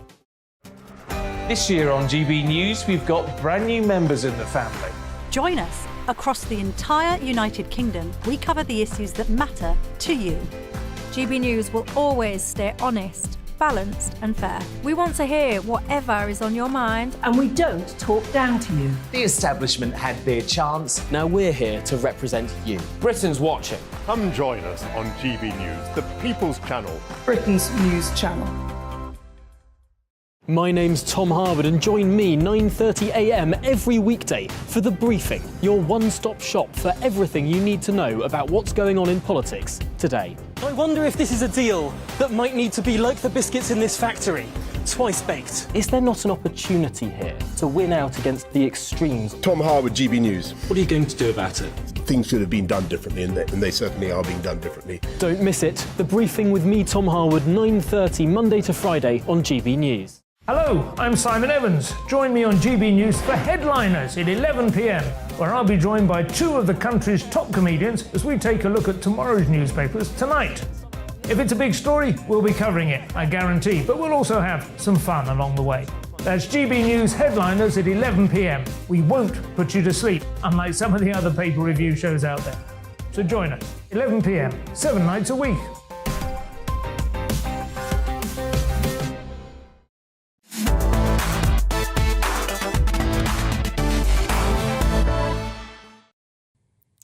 Welcome back. This is Real Britain on GB News, on TV, online and on your digital radio. The Church of England has been criticised by a parish campaign group for establishing a £100 million fund to address the past wrongs of slavery. Reverend Marcus Walker, chairman of the Save the Parish group, said, "The Church has shown that it has money when it wants for matters that it cares about. Before the Church can find £100 million for this new project, it needs to show that it can sort out its own house and fund its own front line." Victims of church-related abuse have also still not received their promised payments, which has led some to question the church's priorities. Now, joining me is the former chaplain to Queen Elizabeth II and associate editor of the Catholic Herald, Dr. Gavin Ashenden. Gavin, what were your thoughts when you first read this story? Well, I agree with Marcus Walker and also the historic victims of abuse. The Church of England has a pot of £10 billion, which is really quite a lot of money. And over the last number of years, they've said to parishes, there's been a kind of struggle between the bureaucracy and parishes. And the parishes have said, we're running out of money and running out of people. We need some help from your £10 billion pot. And they've been told they can't have any. So it's particularly demoralizing for them, I think, when suddenly woke ideology begins to grab the Archbishop of Canterbury and his colleagues, and they can suddenly find £100 million for historic reparations, which conceptually have a lot of difficulty with them. It's very difficult to make a case for paying people for something that happened 6 to 10 generations ago. And there are a whole lot of other complications about whether or not there's such a thing as corrupt money in itself. So all in all, I think they've made a really serious error of judgment that's liable to demoralize their own people very badly. Yeah, and do we know any details about how this money will be spent? As far as I can see, it's quite a vague £100 million promise to vaguely address the wrongs of slavery. Do we have any more details than that? Well, I don't think we do. It's one of those sort of good ideas that appears to be salving a woke conscience. I mean, first of all, who do you pay it to? I mean, one argument is that you pay it back to the people of this country who had to buy off the slave owners in 1833. So the government took out a loan in 1833, which was paid for by taxpayers since then and only finished paying it in 2014. So you could say that if the Church of England has a huge sum of money with which to pay reparation, the first people it owes money to are the taxpayers who bought the freedom of those slaves 150 years ago. But the answer is it's too complicated to work out any direct form of reparation, which is why it looks like sort of guilt money. It's a good idea buying guilt if you accept the woke accusations, and many people don't accept woke accusations. And do you think that that's what the problem is, a sort of wokeness issue? Is it that the Archbishop of Canterbury sort of genuinely feels guilty about this, or does he just think that this is the sort of fashionable thing to do and his image will look better if he panders to this mob, essentially? Do you think that's an issue? No, I'm sure he genuinely feels bad about it. He's been going woke for a few years, and I'm sure it's full of integrity. That's how he feels. But the trouble is, he's allowed himself, I think, to be blackmailed by the woke community, as so many people have. I mean, it's a bit like the way in which the Black Lives Matter people held up their hands and said, "Don't shoot to British policemen," when no British policemen bear arms in the first place. We were just importing American culture, and in one sense, this is another example of it. The whole woke issue over African American slavery is essentially an American domestic issue that they've never sorted out. But because we are so open to the cultural pressures from America, it appears that we've adopted them without thinking. But you'd hope that the Archbishop of Canterbury and his advisors would have a bit more intellectual and moral muscle to be able to think for themselves rather than just accept American cultural pressures. Marcus Walker's argument is that money should be sent to sort of parish front lines. We've seen month-on-month parish attendance at church declining. Do you think there is a way to resurrect the sort of old-fashioned Anglican parish with proper investment? Oh, there certainly is. I mean, the whole of my lifetime, there's been a standoff between the bureaucracy and the parishes. And the parish has been saying, we have so many fewer people and so many more elderly people, and the buildings are very expensive. And also there's this principle that the Church of England relies on, which is it has a parish, a church in every single community. But this can't be funded locally. It simply can't be. And all credit to Marcus Walker and his very competent colleagues who started the Save the Parish campaign as a way of trying to wake up the bureaucracy and say to them, look, we only have so many resources, but you do at least have this £10 billion pot. It makes sense to save the organisation before it collapses in bankruptcy. So yes, I'm all with Marcus Walker, and I just hope that for his sake and the sake of the parishes in the Church of England, the bureaucracy will wake up to their their responsibilities to the people on the ground. I suppose some people would say that the only way to stop the Church of England, as you put it, collapsing into bankruptcy is to attract younger people, and perhaps the way to do that is, if younger people are more liberal-minded, to sort of do stunts like this, like 100 million to a reparation slavery fund. What would you say to them? Well, at first sight, of course, that's a good argument, and I'm glad you put it, because I'm sure a lot of people are thinking like that. But the trouble is, it's part of a much more complicated picture. So Christianity in the West is under an enormous amount of pressure. And actually, the evidence from the Roman Catholic Church is that you attract young people not when you go woke, but when you live with some kind of cultural Christian integrity. Christianity has the answers to a good many of our social ills, particularly mental illness and existential instability. And the answer seems to be exactly the opposite of the argument you've sensibly produced to be tested, and that is that it's not by going woke that you attract young people, but by living with integrity. So the Church of England needs to try that, to try and live with Christian integrity and not accept all the woke social changes of cultural progress as they've been presented to them. It's not consistent with what Jesus taught. It's not consistent with the Bible. It's not consistent with holiness or tradition. It's a recipe for disaster, even though on paper it looks like it might work. But we need to think more deeply than that. Well, thank you so much, Gavin Ashton. It's fantastic to hear your thoughts on this very important issue. A spokesperson for Church Commissioners for England, who announced the establishment of the fund, said, "We recognise this investment comes at a time when there are significant financial challenges for many people and churches, and when the Church has commitments to address other wrongs from our past. We will continue to support these groups and remain committed to existing funding obligations." In 2022, we announced a 30% increase in our funding of the Church of England, which will amount to 1.2 billion in the next 3 years. You're with GB News on TV and DAB radio. After the break, Prince Harry's popularity falls further as Spare hits the bookshelves, with 4 in 10 Britons saying they think his motivation in publishing the book was making money. Harry and Meghan are now so disliked by older Britons that their popularity ratings are even lower than Prince Andrew's. Now it's time for a check on the headlines with Ray Addison.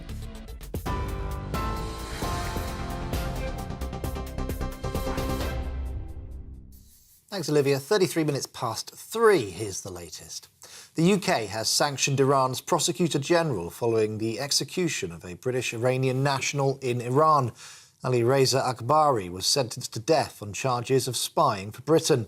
Foreign Secretary James Cleverly says the sanctions underline our disgust at the killing, Rishi Sunak describing it as callous and cowardly. Meanwhile, Iran's state media is reporting that the British ambassador has been summoned to Iran's foreign ministry over what it describes as London's meddling in national security. A union representing ambulance workers has written to the PM saying they feel betrayed by attempts to paint them as uncaring. GMB, which represents more than 10,000 ambulance staff, told Rishi Sunak he was demonising them over strike action. Comes after Mr Sunak told the Commons that industrial action was terrifying the public. Rishi Sunak has spoken of his ambition to send a squadron of British tanks to help Ukraine take back territory lost to Russian forces. Speaking with President Zelensky this morning, he pledged to supply Challenger 2 battle tanks alongside additional artillery systems. The decision makes the UK the first Western power to supply main battle tanks to the country. Plans to house 400 asylum seekers in a small village near Northampton have now been dropped by the Home Office. Residents had objected to using the 17th century Highgate House Hotel in Cretan, which has a population of just over 500. James Hill is the chairman of the local parish council. He told us why residents were against the scheme. We're a village of 520 people, and the prospect of 400 people coming to live here without occupation or activities to keep them occupied, without proper access to local services, we felt that was unsustainable for us as a community and also for the local area. On TV, online and on DAB Plus radio, this is the People's Channel, GB News. Don't go anywhere. Real Britain will return in just a moment.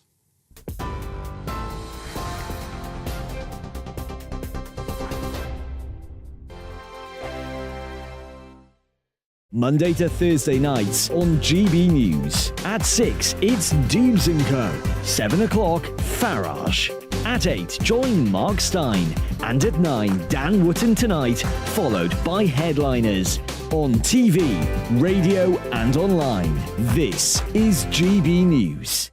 We are GB News, the People's Channel. Why not take us home with you by visiting the GB News shop at gbnews.store. You'll find all the official merchandise, a really good present actually for yourself, your friends or your family. We ship across the UK mainland at no extra cost. GB News, the People's Channel.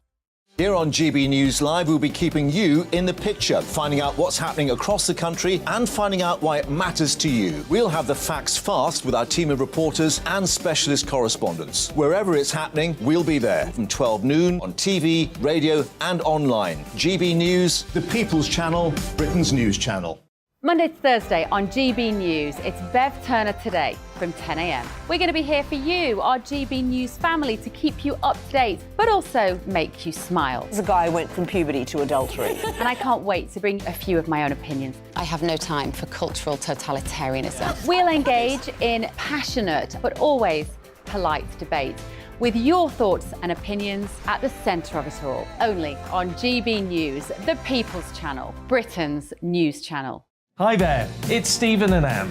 At breakfast from 6 a.m, you'll always be caught up with everything you need to know, the latest headlines, opinions and debates. We'll bring you the good news and the bad, but most of all, we're here for you. Remember, send in your views and let us know what you would like us to talk about. That's because we're your news channel. And every morning at 6 a.m, it's breakfast on GB News.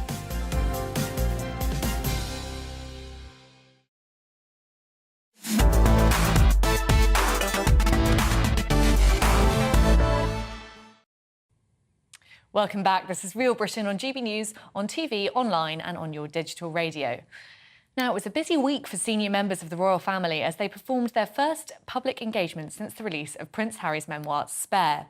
Princess Anne paid a visit to British soldiers stationed in Cyprus. The Prince and Princess of Wales were greeted by cheering crowds as they visited Liverpool to open a hospital. And King Charles visited a food bank and several local charities in Aberdeenshire. This all comes as reports emerge that Charles will make France his first state visit as king next March. Now, joining me is former royal correspondent at The Sun, Charles Ray. Charles, our GB News People's poll found that when asked about what word or phrase first comes to mind when thinking about Prince Harry, the public overwhelmingly have negative things to say. The top words were idiot, spoilt, brat and stupid. Would you say this has been a PR disaster for Harry? And that was just the nice things they said about him.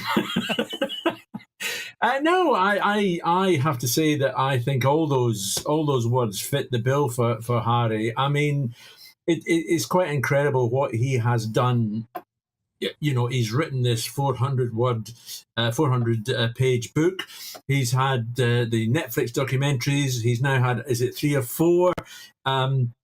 Interviews with television, and we've now got an interview in the Telegraph this morning. Which, I mean, the interview in the Telegraph was fine. That was him chatting away about it, but it was a threatening interview in as much as he's saying, I had enough for another book. There's it looks to me as if he's saying to the royal family, unless you come into talks and everything else and give a public apology to Meghan, you may well find that there may well be another book. We know that his deal, or the couple's deal with the publishers, is for a 4-book deal. So there is one other book. Now, whether that's another Harry book, Spare 2, or whether it's a Meghan book, or whether it's a joint book, who knows?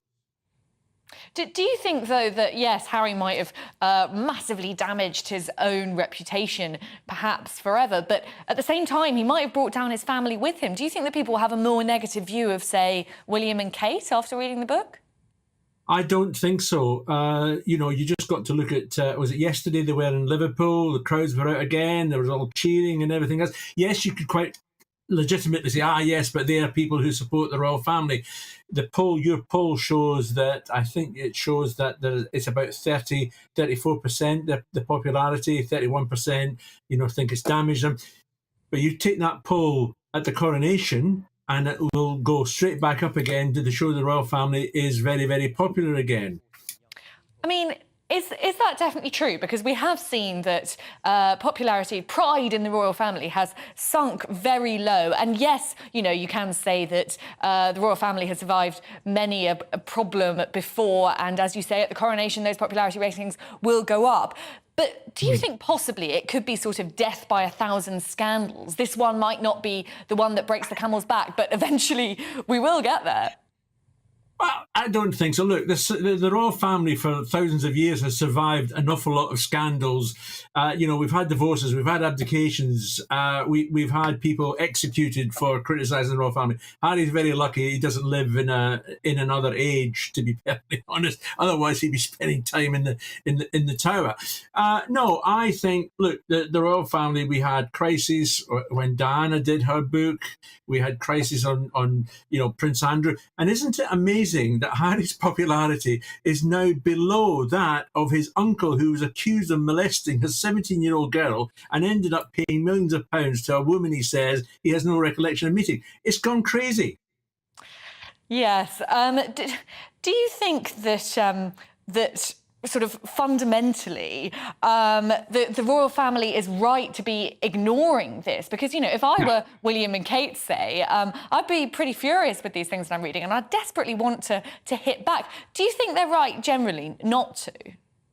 I think at the palace themselves, when they're sitting down and having a chat among themselves, I think they're absolutely furious. I don't think there's any doubt about that.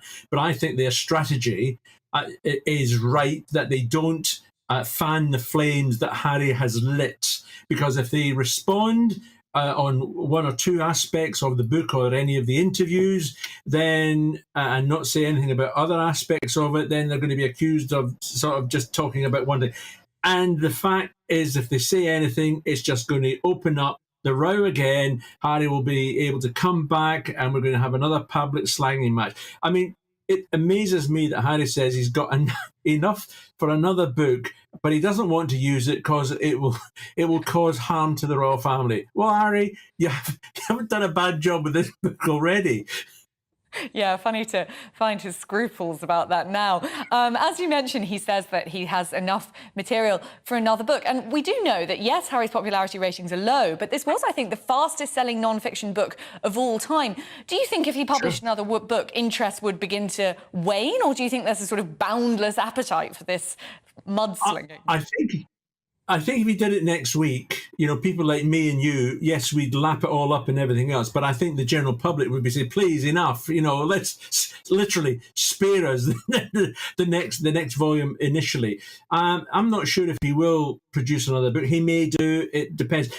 But he wants a public apology from the royal family to Meghan. Hell's going to freeze over first before that happens, because I don't think the royal family or Britain has got anything to apologise to Meghan for. And moving on to the King, what do you make of his decision to visit a food bank and local charities in Scotland? I mean, the man who tried to egg him said that it was in poor taste, but does this show he's trying to be the kind of king who's in touch with the struggles of the people, and does that work as a strategy? But this is not something he did just because his errant son has written a book. This is something that he and other members of the royal family, this is what they do. They go out and meet people. They go out and meet people who, you know, are disadvantaged. They go out and meet organisations that try to help other people. They are very concerned, you know, about the public. Look at the Prince's Trust, which Charles set up. It's helped so many people, you know, on a path that helps them, you know, earn a decent living and takes them away from gang life or a life of poverty.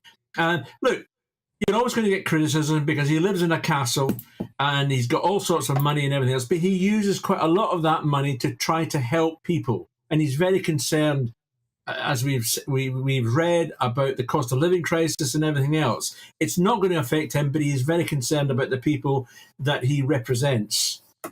There are those, of course, who say that Charles doesn't have the sort of political shrewdness of his mother. He's known to have been quite outspoken in the past. He's got quite a hot temper.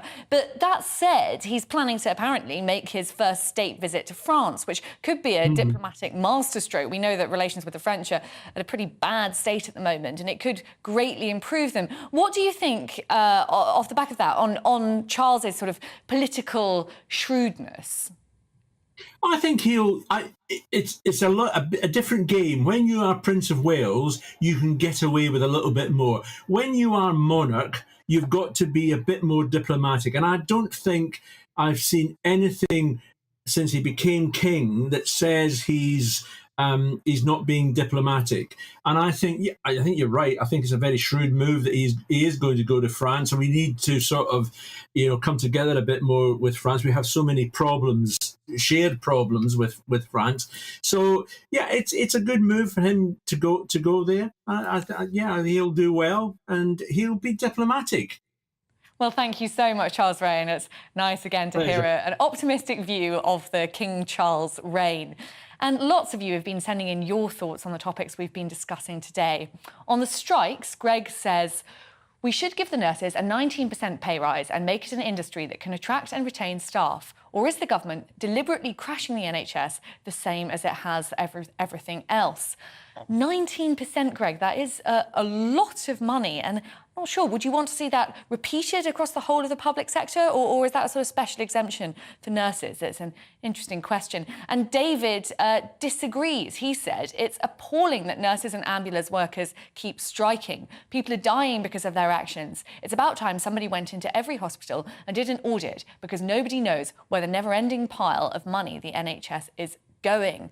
I suppose Rebecca's point earlier, Rebecca Reid, who we heard earlier, say that we sort of fetishise their NHS staff and sort of treat them as saints, and actually it's just their job and they deserve to be paid. I'm not sure what you think about that, David, but I do agree. Where is this money going? On trans-inclusive language in the NHS, Williams says, trans-inclusive language is the ultimate non sequitur. The purpose of language is to communicate clearly and simply. Its purpose is not to confuse, befuddle or distort reality. William, I can't disagree with that at all. I entirely agree that the purpose of these posters, particularly in a medical setting, should be to inform, and anything which has any danger of confusing the issue is very bad news indeed. On immigration, Barry says the government should house migrants on farms that need pickers. If they work for 2 years and have a clean employment record, then give them British citizenship. If they walk off the job, they should be arrested and removed. Well, I think that's pretty similar to part of Australia's immigration policy. You can get a licence to work in Australia if you've worked in labour for a while. It does seem to be working quite well over there. And John says, why are we so concerned about our reputation when it comes to refusing and deporting illegal immigrants? To hell with reputation. The rules are out of date and must be ignored. Well, thank you very much, John. And Joe concludes with, it should be enshrined into law that if you have no documentation, you have zero chance of claiming asylum here. And that is something that it seems ministers might be considering. We heard Chris Philp, the immigration minister, talking about how Theresa May's Modern Slavery Act has created a loophole in the immigration system whereby people don't need proper documentation. So that could be something ministers are thinking of implementing. Well, thank you all very much for sending in your views.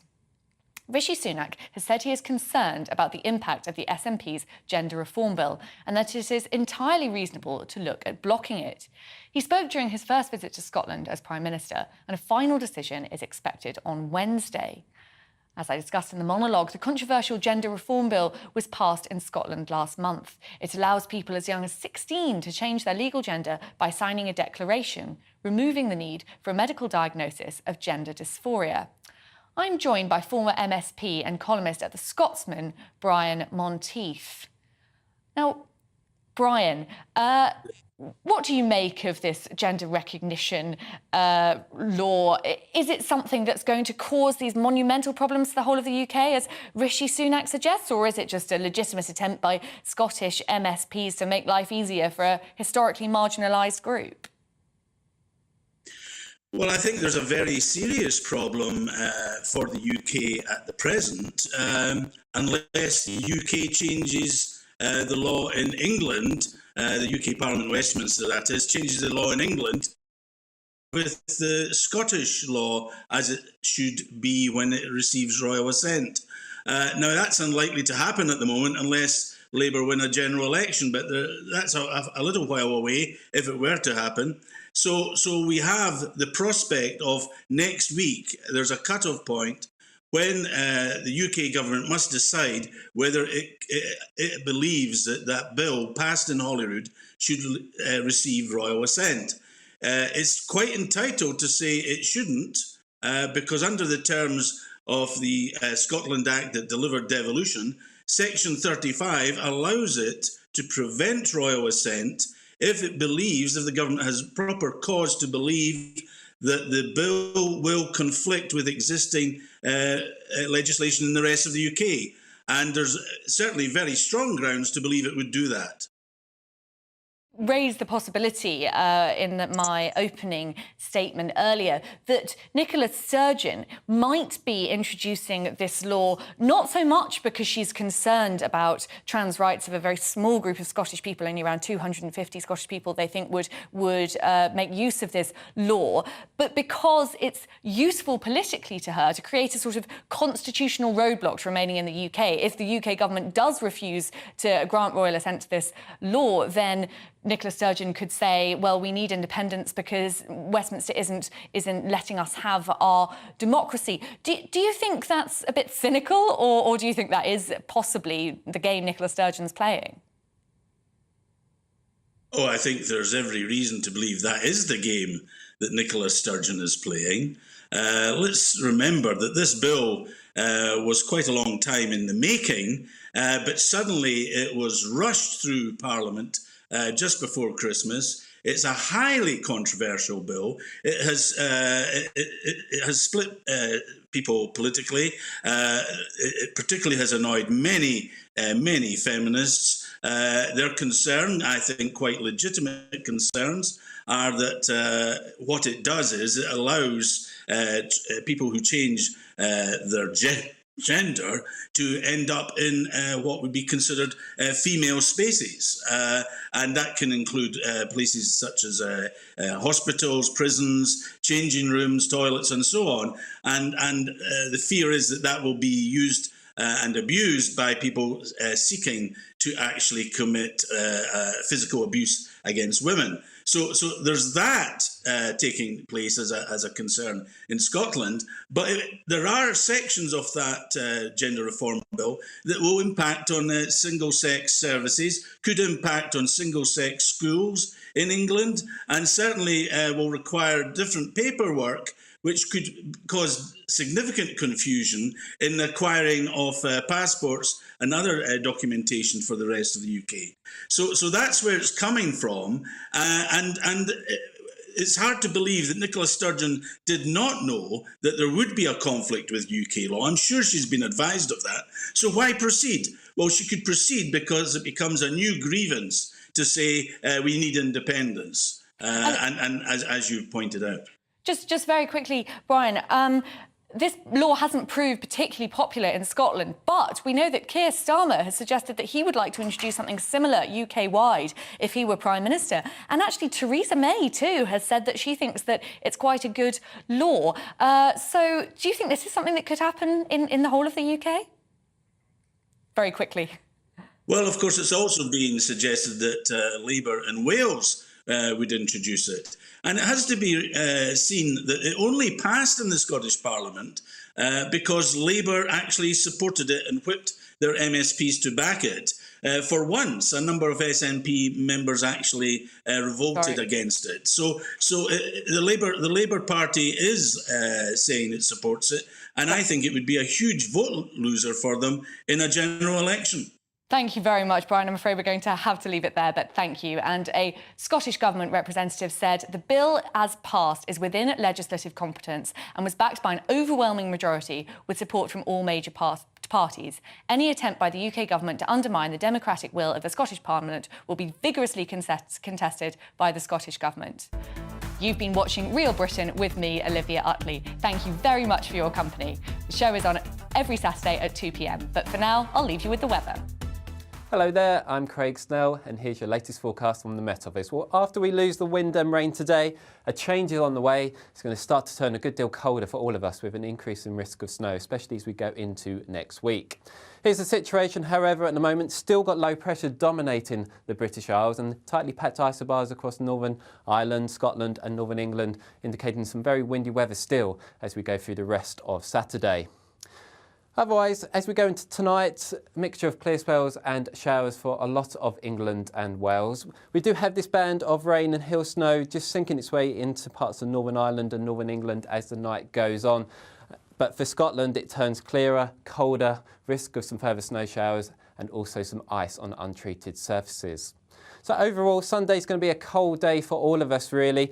We'll continue to track this band of rain and hill snow across England and Wales, weakening as it does so. Behind it, plenty of sunshine, still the risk of some wintry showers for Scotland and quite a keen wind here. So feeling very cold, highs struggling around 2 to 4 degrees here for the afternoon. Further south, around where we should be for the time of year, but certainly feeling a bit colder than what we have been used.